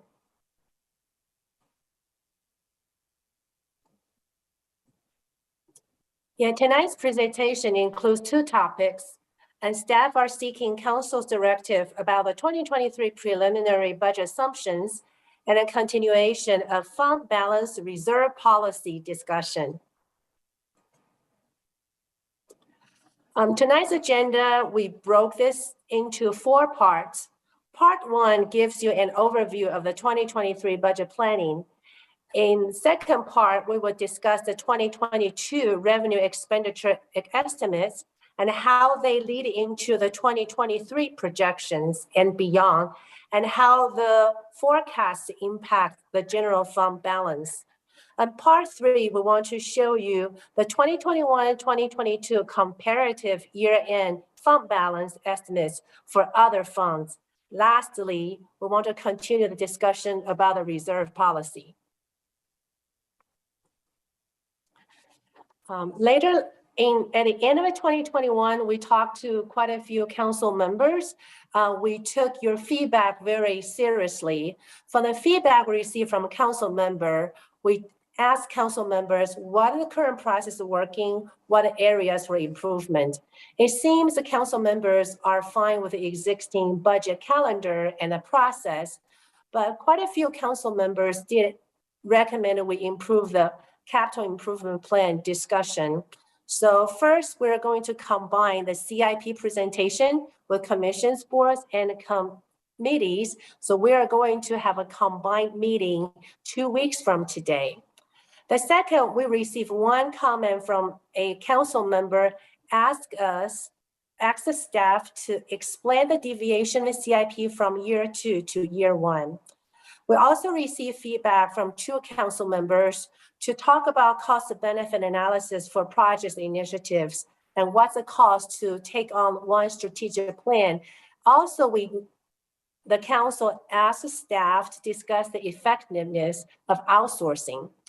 And 2 council members are extremely concerned about inflation. So we're thinking to incorporate all your feedback into our 2023 planning process. Also, 1 council member requests we have a comprehensive compensation strategy to hire and retain staff to provide adequate service level. and one council member asks the staff to consider the best, worst, and most likely scenarios. Based on your feedback, we made a few changes. One is a combined CIP presentation scheduled on April 25th. And also, we reserved 2 entire nights to discuss budgets. On June 20th, we're going to talk about preliminary 2023 operating and capital request. On August 8th, we reserve entire time to talk about preserved 2023 operating and capital budget. And please note, all the commissions, board, committees will provide their CIP recommendation to city manager's office no later than June 9th. And the board commissions committee will provide their annual recommendation to council no later than August 1st. In order to do a 2023 budget planning, we want to consider the fiscal health and wellness. First, we want to make sure we spend within our means. Second, we want to establish and maintain a reserve policy. That's why we're going to have a conversation later tonight. Third, we have been presenting the monthly financials, including variance analysis to council on a monthly basis. This why we want to have honest conversation about the true cost of doing business. As you may notice, we have seen a price increases in so many sectors. So in the future, we're not only talking about the cost of doing business, cost of delivery services, we also need to consider the premiums we're paying and how much we're willing to pay. Next one, we are incorporating economic analysis into our long-term planning, into decision-making. So we're covering all these items to make sure we can ensure the fiscal health and wellness of the city. This is the national economic indicators. The left part showing the GDP growth in the past 10 years. The right side discuss the inflationary pressure. The average increase in 2022 is 7.1% and 3.9% in 2023. This is also another economic indicators for Colorado specifically. And this is the slide we have been using for our budget planning purposes. So you can see for 2022, 2023, 2024, the Denver Aurora Lakewood inflation is estimated 7% increase for 2022, 3.8% for 2023, and 2.4% for 2024. It will be very difficult for any municipality or organization to absorb the shock of 7% increase in 1 year. So if you recall, it took city 4 years to recover from Great Recession in 2028. It might take the city a couple years to respond to the COVID impact successfully. So we also list a couple external factors and internal factors for our consideration. First is a rebounding demand. It's a double-edged sword. The city is paying more, a premium for goods and services. On the other hand, we also see a rebound in the sales use taxes in the medical and the manufacturing sectors. If you recall, the monthly comparison graph we provide to council in our monthly financial statements. The second, there's too much cash chasing too few goods and services. This is as a result of stimulus funding from the government and the investments from the private sectors. Third, we all know the supply chain disruption. We have to pre-order some vehicles because of chip shortage. And also we have a shortage for equipment for our necessary new system integration. Also, we are all dealing with a great resignation and reconsideration into the workforce. But just remember, in 2019, the unemployment rate was as high as 15%. We were just dealing the after fact of unemployment, high unemployment rate in 19. And the last one, also you're aware of the geopolitical events that also can affect the natural gas and other prices in the other sectors. And also federal increased the interest rate by 25 basis points in March. They're planning to increase additional 50 basis points in May. I just received a report from Stifel, our financial advisor. The recession risk is rising with economists. The recession risk was estimated at 13% last year, but now it's 28%. So after inflation, the only place you can go is go down. There are some specific internal factors the city has to meet the challenge. Most of them are related to compensation and benefits. Wage adjustment, we did the adjustment to 90% of grade midpoint. If you recall, 168,000 was budgeted in a contingency fund, which is a transfer money from contingency fund to each department. Just remember, this number does not include 2023 cost of living adjustment. And also we're in the process of soliciting a consultant to do a classification and compensation study. That financial impact is still yet to be seen. And we are in the process of negotiating with the unions. One is Inglewood Employee Association. The other is Inglewood Police Benefits Association. Both negotiations will be done by July 1st. Also, it's estimated our healthcare insurance premiums will increase between 10% to 15%. Remember, just want to make a note, all the increase I listed here is for general fund only. If we want to include in enterprise fund, the dollar amount will increase. And also property liability insurance premiums are estimated to increase by 7.5%. These are just major factors for the expenditure line item. On the revenue side, based on August 2021 number, the TIF estimates for property is probably 85,000. That will go to DDA. The sales tax portion is yet to be determined.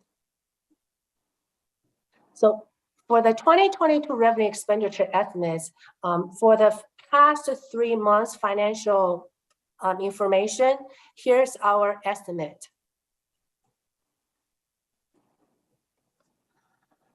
This column includes original budget for the preliminary estimate, estimated year-end fund balance, 16.8 million. Of that, 5 million is unassigned fund balance. Original budget for revenue was 55.5 million. Expenditure around the same. We have a transfer in for our energy project. So the estimated ending fund balance was 16.9. We have probably 1.7 million unassigned fund balance to use. The good news is based on the trend for sales use tax, we are estimating a 5% increase, which is probably equivalent to 1.6 million. But expenditures with the estimate of 60 million, this includes 121,000 budget supplemental council just approved in February, and a 2.9 million for COP to pay off the debt. And we also added 1.7 million as a placeholder for adjustments to the projected expenditure to 7%, consistent with the CIP I shared with you earlier, and also account for potential increases as a result from labor negotiation, comp study, and other inflationary impact. So with original budget, we'll have a 16.9 million ending fund balance with designated amount for TABOR, later, ARPA, and reserve policy. We probably have a 5.1 million unassigned fund balance. But with a new estimate, with additional revenue and a placeholder for additional expenditures and inflationary pressure, we're looking at 1.7 million unassigned fund balance. So this is our assumption for 2022, and we'll see how this assumption will impact our 2023 numbers and beyond. This is the general fund revenue expenditure in the past 10 years.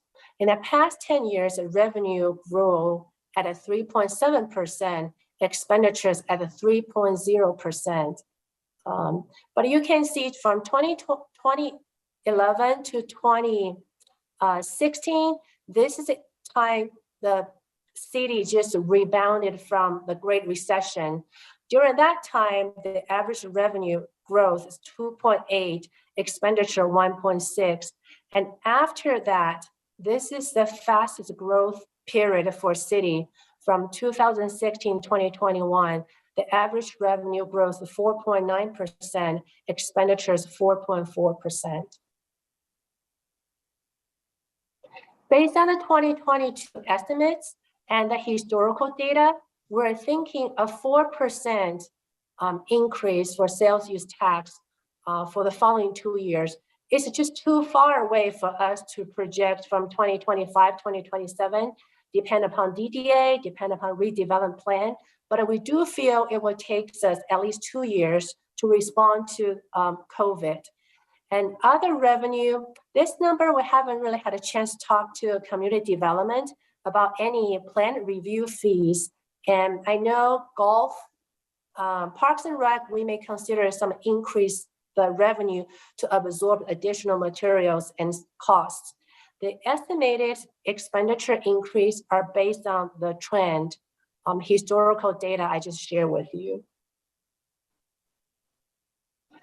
This is just a quick general fund composition in the past 5 years, so you can see the makeup of our revenue. Based on our 4% increase for 2023, this is the revenue forecast.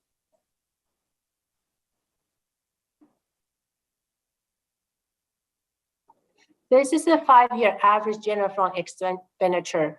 We broke down all the funds by direct services, include police, parks and rec, public works, and fire. The rest is non-direct services. You can see the projection based on a 4% and 3.8%, the projection I share with you. This is the expenditures. And this is the composite for general fund. You can see the expenditure consists of personnel, commodities, contractual services, capital, and debt services. These categories are the same as the financial statements I review with you on a monthly basis. We are a labor-intensive organization.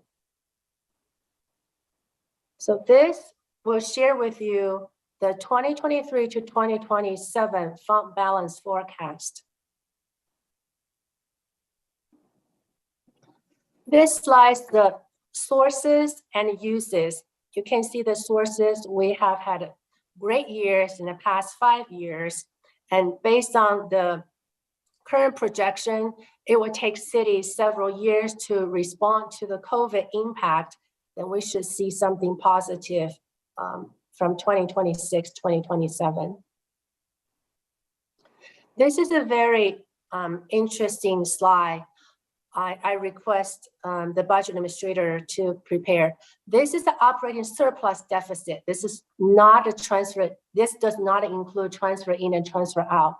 We just want to show based on the current projection, this is the actual number based on audited financials and unaudited financial for 2021.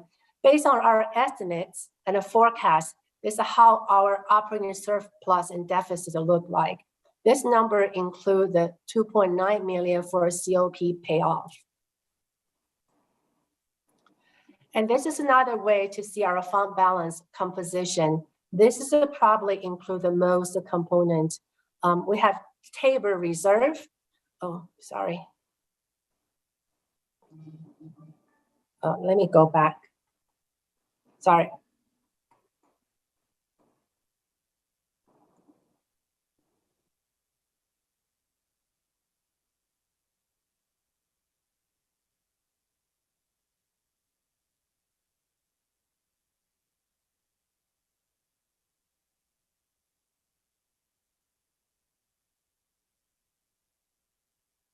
Let me share with you this slide.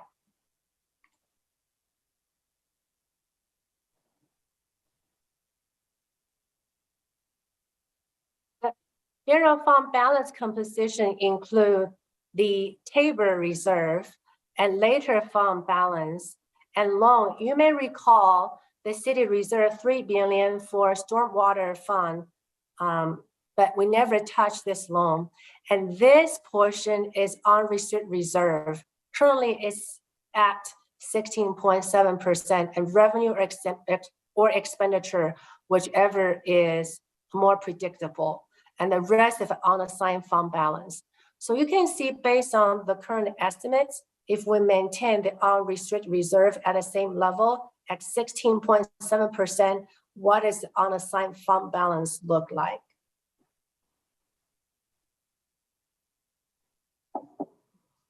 Then I also want to give a comparative analysis for other funds.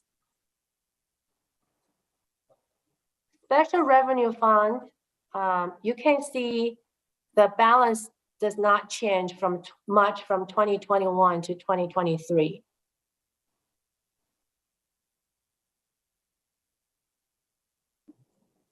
The same. For the debt service funds, the balance does not change much from previous years.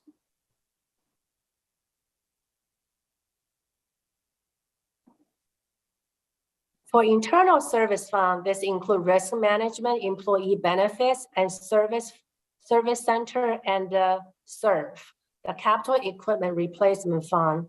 The major change is due to SERF because they are intentionally to reduce the balance to cover the department contributions for vehicle equipment and replacements.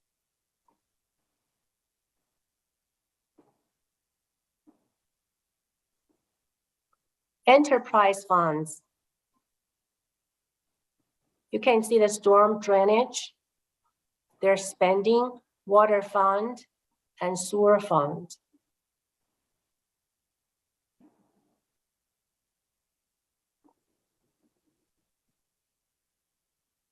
Capital Projects Fund, there are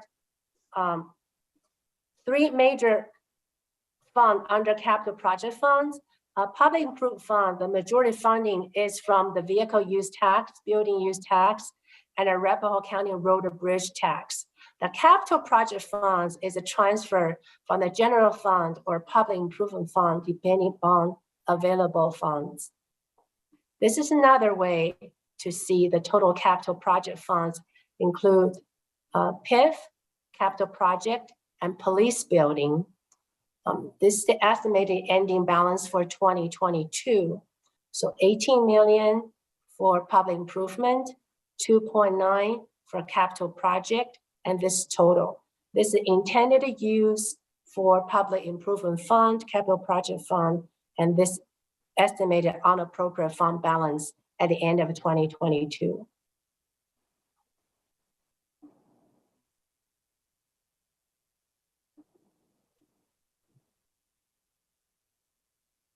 This is another way to show you the composition of capital project funds. In 2021, we transferred a large amount of money from unassigned fund balance to PIF.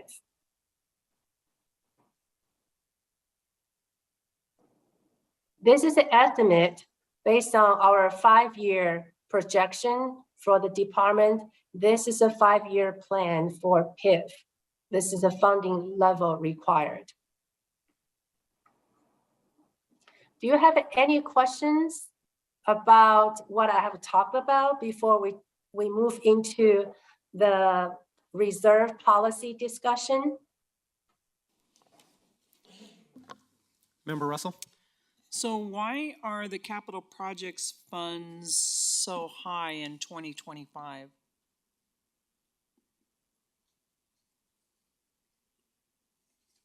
Yeah, this is based on the department's submission.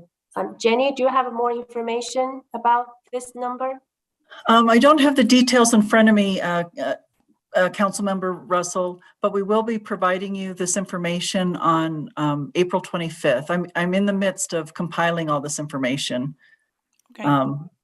You're welcome. I do have it in the aggregate. I just don't have it broken down by department. All right, thank you. And Mayor, if You're I could welcome. respond to that, based on your master plans and your rate and fee studies that you did on water, wastewater, and stormwater, the expenditures that this organization will be expending towards projects starting about that time frame are going to be substantial. So you will see sustained capital work during that period, and I'm 99% confident that that's the answer to that question. So then it is probably bond money that we're gonna be spending then, or? Well, some of that is bonding. Of course, the Stormwater Fund has already bonded a good portion of that, and that work has begun. But most of it will be, I guess you could say, the equivalent of bond work, but it's being funded by the WIFIA loan application that you all have approved. All right, thank you. Mayor Pro Tem?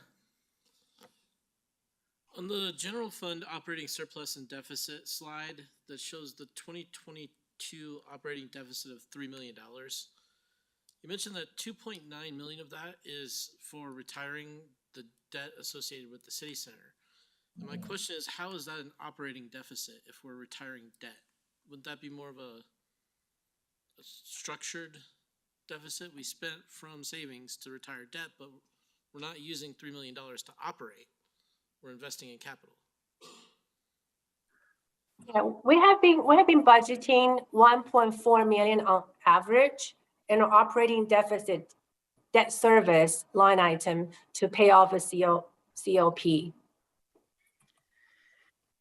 Okay, so if I And understand correctly, it comes out of the general fund because it's debt service, and that's why it's concluded to be an operating deficit?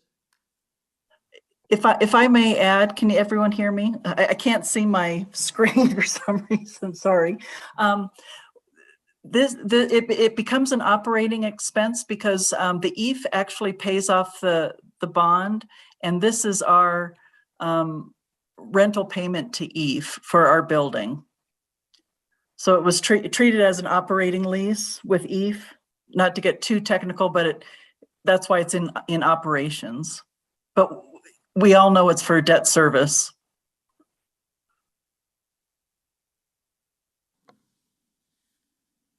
Anything else, Mayor Pro Tem?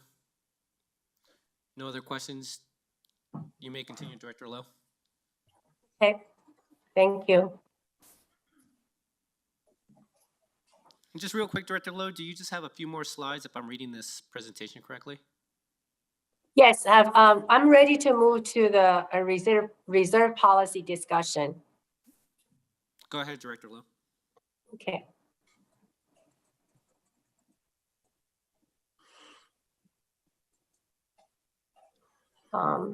This is a slide I shared with you last time, based on our 2021 amended budget and unaudited actuals.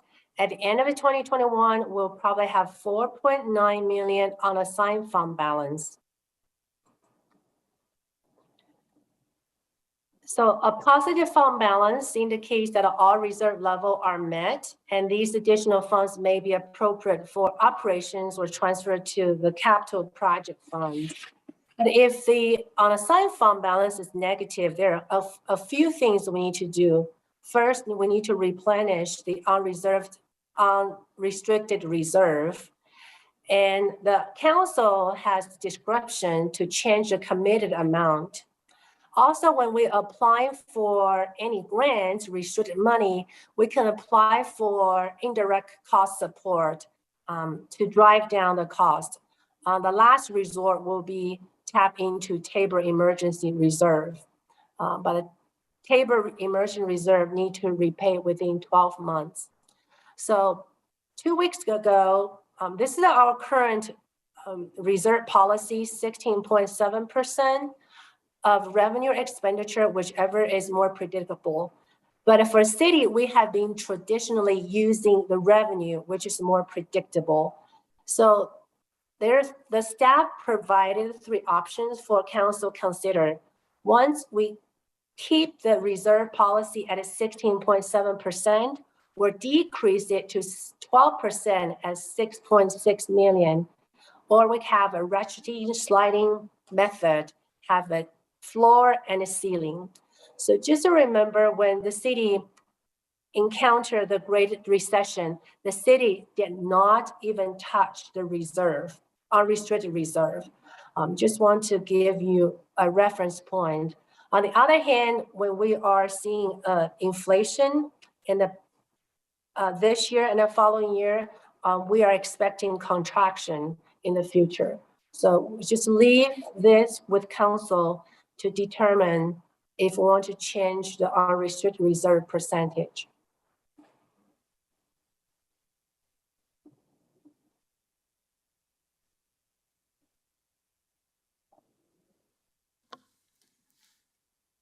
So Director Loh, you're asking the question now of council, correct? Yes, correct. Does anybody want to start off with a recommendation? Mayor Pro Tem? I don't think that a policy that requires us to always have 16.7% of our operating expenditures serves the needs of the city or operating revenues in the bank. That basically says that we're going to collect 16.7% of the citizens' money and we're going to set it aside and never use it for beneficial purposes. I don't like that. If we draw out of it, we're violating policy. And in my opinion, the way I read the policy, if we gain money above it, we're also violating the policy. So I strongly support ratcheting and sliding because it allows the reserves to do what I believe they're designed to do. And that is to fund the city when revenue comes in lower than expected or expenses come in higher than expected, to provide stability in services when economic times are down, and also to grow over time during boom times so that we can have a fairly steady growth rate of our government and provide services on a consistent basis. So ratcheting and sliding for me, I would slide down to probably, I don't know, I think Littleton was at 8. I'm comfortable with 8, maybe 10. And I don't know that I would set a cap on the ratchet, but when we got above 25%, I think we should start putting the majority of our surplus into capital. So that's where I'm at on it. Thank you, Mayor Pro Tem. Anyone else? I can weigh in on this. I can't recall the numbers that I stated 2 weeks ago, but I am in favor of the ratcheting and sliding. Can't recall if I was in favor of going down to 12% or if it was 10%. I didn't think I wanted to go much lower than that. And I think I kept it at 18% on the high end. But I need to go back and listen to the video, but I am in favor of the ratcheting and sliding. Member Anderson. I like the ratcheting and sliding, and I'm more in line with Mayor's suggestions there, somewhere, 12.5% on the low end, and then up to, an equal amount above that. Thank you, Member Anderson. Member Russell? Thank you. In the economic uncertain times that we're living in, I think it is unwise to change that policy right now. I'm okay with spending the money towards capital that is over and above the 16.7%. I'm not into letting it get really high, but I think that we ought to start operating that way for a while instead of just taking it way down and doing all of that. This is really not a great time to do that. So I'm in favor of maintaining the 16.7%, but I'm okay with using the money above that. Because really, the 16.7% is a rainy day fund. And if we do need to use it, we can change the policy at that time. Thank you. Thank you, Member Russell. Member Woodward. Yeah, I would be in favor of the sliding basis with, I guess, my low would probably be 12%. I certainly wouldn't want to go to 8% for exactly the reasons Member Russell was talking about. And 12% to me is scary, but that was staff's recommendation 2 weeks ago. 25% seems excessive as a number, as an upper number. I feel like this council and most councils I've been around would be spending way before they got to 25%. So, I mean, you could put it in there, but I don't think, unless we struck gold or something, I doubt whether we would hit that. You're at the 46. I have one other question, if I could ask Sure, Member the Woodward. director. Where does the revenue, EMRF revenue show up? In the monthly financials included in, I think, miscellaneous revenue that include rent. What was this? Miscellaneous revenue that includes rent. Okay. Yeah. Thank you. Member Anderson. I do think, I mean, to respond to Member Woodward's suggestion, we've been way above 25% before. I think they said 46% is what we were at a few years ago. 46. Yeah, we had accumulated 46% of our annual budget in unassigned fund I balance never and had that reserves. privilege. But that being, I think that, but that's kind of the point of I think having an equal amount above and below, is that you're assuming that there's going to be some evening out over time in the fluctuations of the cycle. And so if we went down to 12, 21.4 would be kind of the inverse of that. And that would give us permission to spend that money above the 21.4%. To maintain our policy, we have to spend that money down. I mean, I don't know, maybe we're above 20, I don't know what we're sitting at right now. We may be above 21.4 already, but that would give us some basis by which to spend down what we get above that. Thank you, Member Anderson. Member Noonkamp. Thank you, Mayor. I can support the consensus of the council.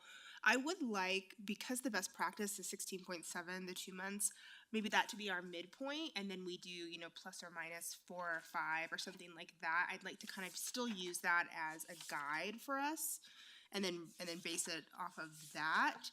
And I would like, and I think I mentioned this in the study session 2 weeks ago, in conjunction with this change, more policy around when we are over, then how are we making the decision about how we're spending that money on capital. I do think that that's kind of hand in glove in this conversation, and I don't want to move forward one piece without the other, or without a plan to move forward the other. So that remains a priority for me. Thank you, Member Noonkamp. Member Woodward. Oh, I'm sorry. I didn't turn it Once a on. night. Mayor Pro Tem. I just want to clarify, because it sounds like there may have been some confusion on my earlier statements. I'm not saying we spend down to the bottom. I'm saying that changing the policy frees us up to backfill during lean economic times, which we are clearly not in right now. So right now, we would be in a place, if we change the policy, where we would be ratcheting up towards the top or the cap, and not down towards the bottom. Thank you, Mayor Pro Tem. Member Russell. So on the ratcheting, are we just gonna be spending this money in the general fund? We'll just move it out of here and put it in the general fund, or are we designating this money for something else? Thank you, Member Russell. Yeah. Go ahead, Director. I remember the conversation is right here. On assigned fund balance, we're thinking apply the money towards probably one-time operating needs or transfer the amount to capital project funds. But as I'm thinking about this, if we transfer the entire unassigned fund balance to capital funds, our general fund will be impacted like in 3 different ways. First, when you have more capital projects, you need more personnel to oversee those projects. Even you outsource the project to contractors, you still need an employee to oversee these projects.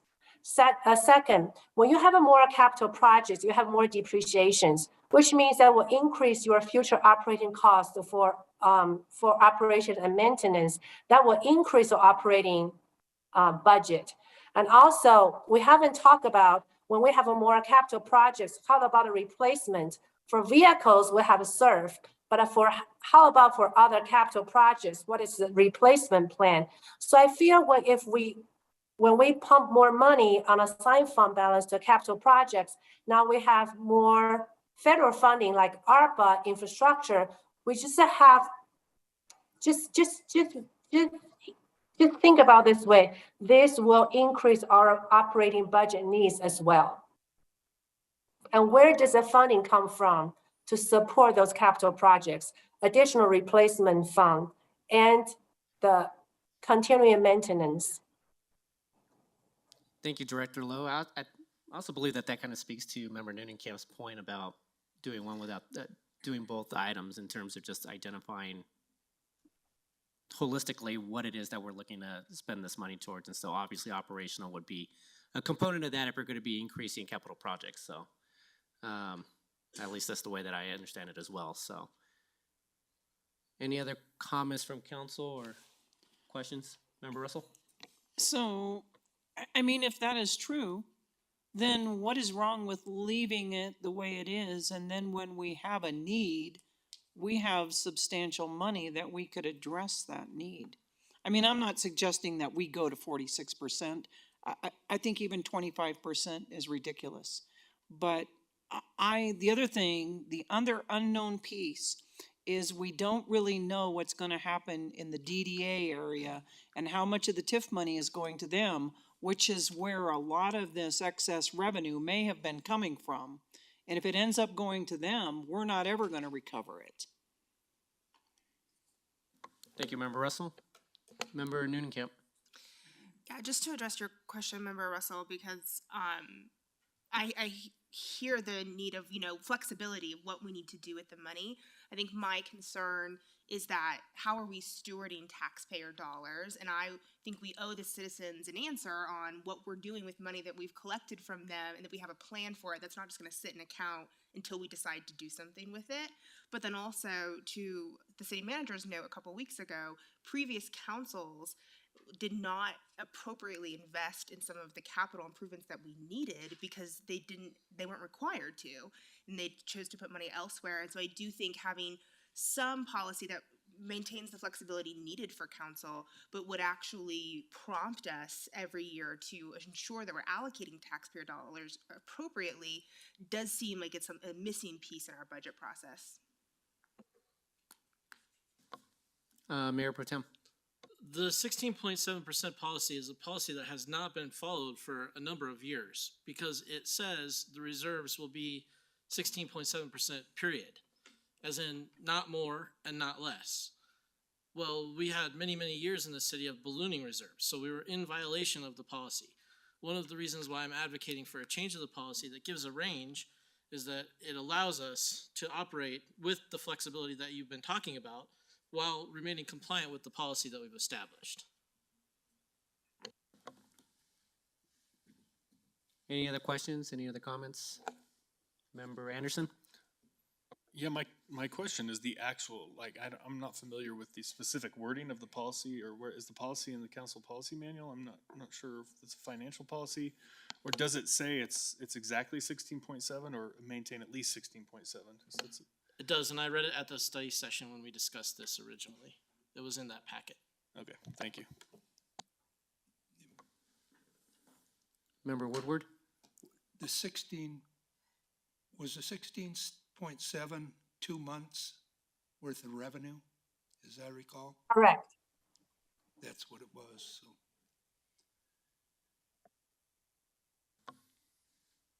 Any other questions or comments? Director Loh, I guess going back, I don't think that we have given consensus that they were kind of following within that. In terms of a percentage, I like Member Noonenkamp's. I think Member Anderson kind of stated the same thing. Just trying to figure out what if we were to go to the sliding and ratcheting and sliding levels, what that would be. It does sound like there's a Can I- majority of us that may be in favor of that, but what would the numbers be? Could I make a suggestion on that? Sure, Member Anderson. 12 on the low end and 21.4 on the high end. I think that was your original statement. I'm fine with that as well. Anyone? Because I think that that's even, maybe it's what, 4.67%? Whatever, okay. On either side, yeah. Member Noonan-Kemp? My only question about that number is we start with 12 and then go up. My question is, should we be using that best practice number as our guide, that 16.7, and then go up and down from that versus starting kind of maybe arbitrarily at 12?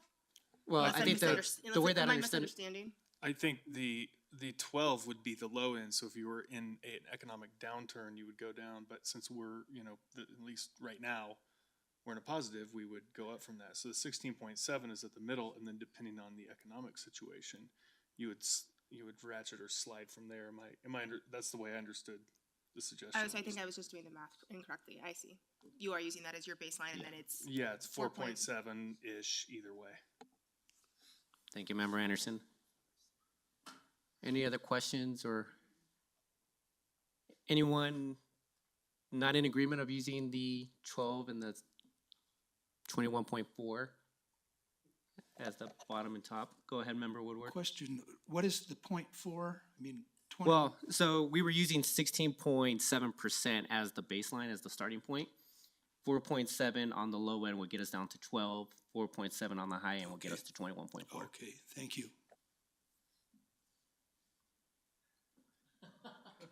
That's as much as you're gonna get from me tonight, so that's my high point. Is anybody in disagreement with moving forward with those numbers? Mayor Pro Tem? I think this is a good policy change to try for this budget cycle. This doesn't lock us in for the future. We can see how it fits, and if it helps us better understand the city's budgeting process on an annual basis relative to the unassigned fund balance, or it doesn't, we can always go back at a later date. But I'm happy to see this policy change moving forward. Thank you, Mayor Pro Tem. Member Russell? Just for the record, I am opposed. Thank you, Member Russell. Member Woodward? Can we make a statement then that anything over that council directed for operating or PIF or what is it, the vehicles, any capital type expenditures? The SURF or? SURF. So, to answer your question, Member Woodward, I think that that's the second component that we need to have a conversation about. Okay, thank So you. we won't have that conversation tonight, I hope not, but at some point, we do have to have that conversation about what it means when we're over that 21.4. Member Noonan-Kemp? Mayor, can I request that actually Director Loh brings us a recommendation on what that policy could or should be? I think she knows some of our desires on how we need the policy crafted, and I just really want to ensure we're not painting ourselves into a corner, but we do have appropriate safeguards to ensure that we're managing the money well. Thank you, Member Noonan-Kemp. Director Loh, are you in agreement with that? Yes, if I hear it correctly, I think 2 weeks ago when we talk about economic prosperity, we mean the actual revenues are better than the budget. I think our definition based on this discussion, we need to change the revenue to see the operating deficit or surplus. Would you agree? If we have an operating deficit, then we can use the floor percentage. If we have an operating surplus, and we can use the ceiling. Because if we use the revenue, that we are not considering the expenditure, we may not, because we could have a better revenue compared to budget, but we may exceed the budgeted expenditures. So my recommendation would be to see the operating deficit or in surplus, not the revenues. Thank you, Director Loh. I agree with that as well. And I see a lot of nodding heads in your comment, Director Loh. Anything else from you, Director Loh? No. Thank you for your input and feedback. Perfect. So Director Loh, is there another slide or? No, I believe that concludes the presentation tonight. All right. Well, I saw the next step, so I know that the next step is just the budget conversation. So any other questions from council? Seeing none, Director Loh, thank you so much for your presentation tonight and for staying late with us as well. Yeah. Thank you. Thank you, Ms. Nolan, as well. All right, council, so we are now on up to the last item, which is the executive session. And actually, I guess we're in a late hour now. And City Attorney Niles, is there anything that you want to add? I know that there was potentially not really a necessity to have this executive session tonight.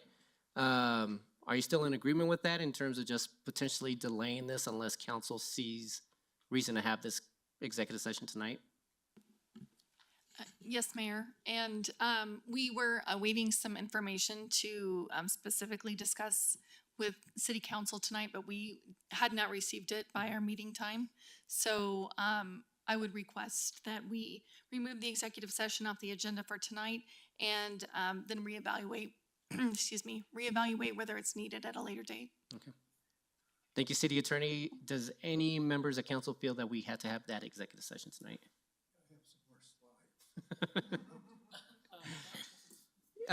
City Attorney, do we have to make a motion to postpone to date certain or date uncertain? Right. Okay. Okay. So, what's Mayor Pro Tem was stating that I had to make we have to make a motion to move into executive session tonight. And if we don't do that, then we can just disregard it. Yes. Okay. So, anybody want to make a motion? If not, that moves us on to Member Woodward.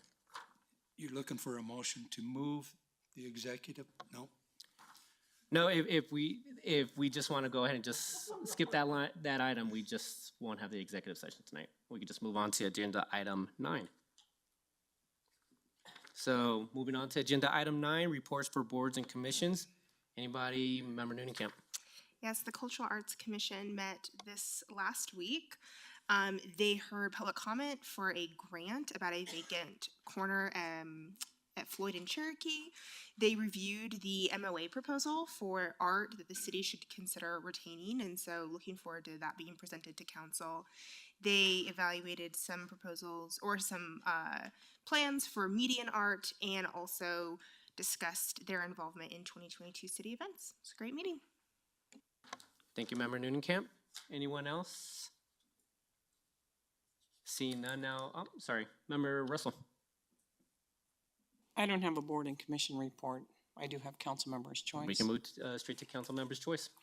Go ahead and give us started. So I did have coffee at the Simon Center on Saturday, and I used to do that on a regular basis, but now I think I'm getting started back. A group of citizens there at the Simon Center have asked that perhaps the city would consider changing the alley in Lincoln from Floyd to Girard to a one-way alley because it is very dangerous for the Simon Center residents walking there and also backing out of their parking spaces. So I don't know if that's something we can do or we can look into. City Manager, is that something that you'll take as a council request? Exactly, thank you. Yeah, I was going to say, was there a preference on which way? Well, actually, I think they suggested, I really don't think it matters, but I think they suggested that it would go one way to the south from Floyd to Girard, so that when people came out of the post office, because if it goes north, then they really can't turn left. They would have to go all the way around the block if they wanted to get back to Broadway. So that was the suggestion. Thank you, Member Russell. All right, thank you. Member Noonekamp. Thank you, Mayor. If any citizens, members of the public are still with us this evening, I just want to announce that I will be doing my monthly community coffee this Wednesday at Grow and Gather at 8 a.m. if anyone wants to join.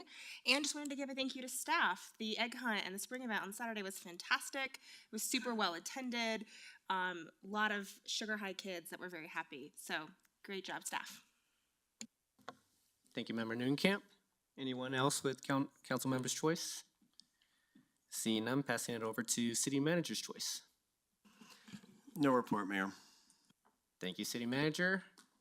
Seeing no other comments for tonight, this meeting is now adjourned. Thank you very much, everyone, for your input tonight.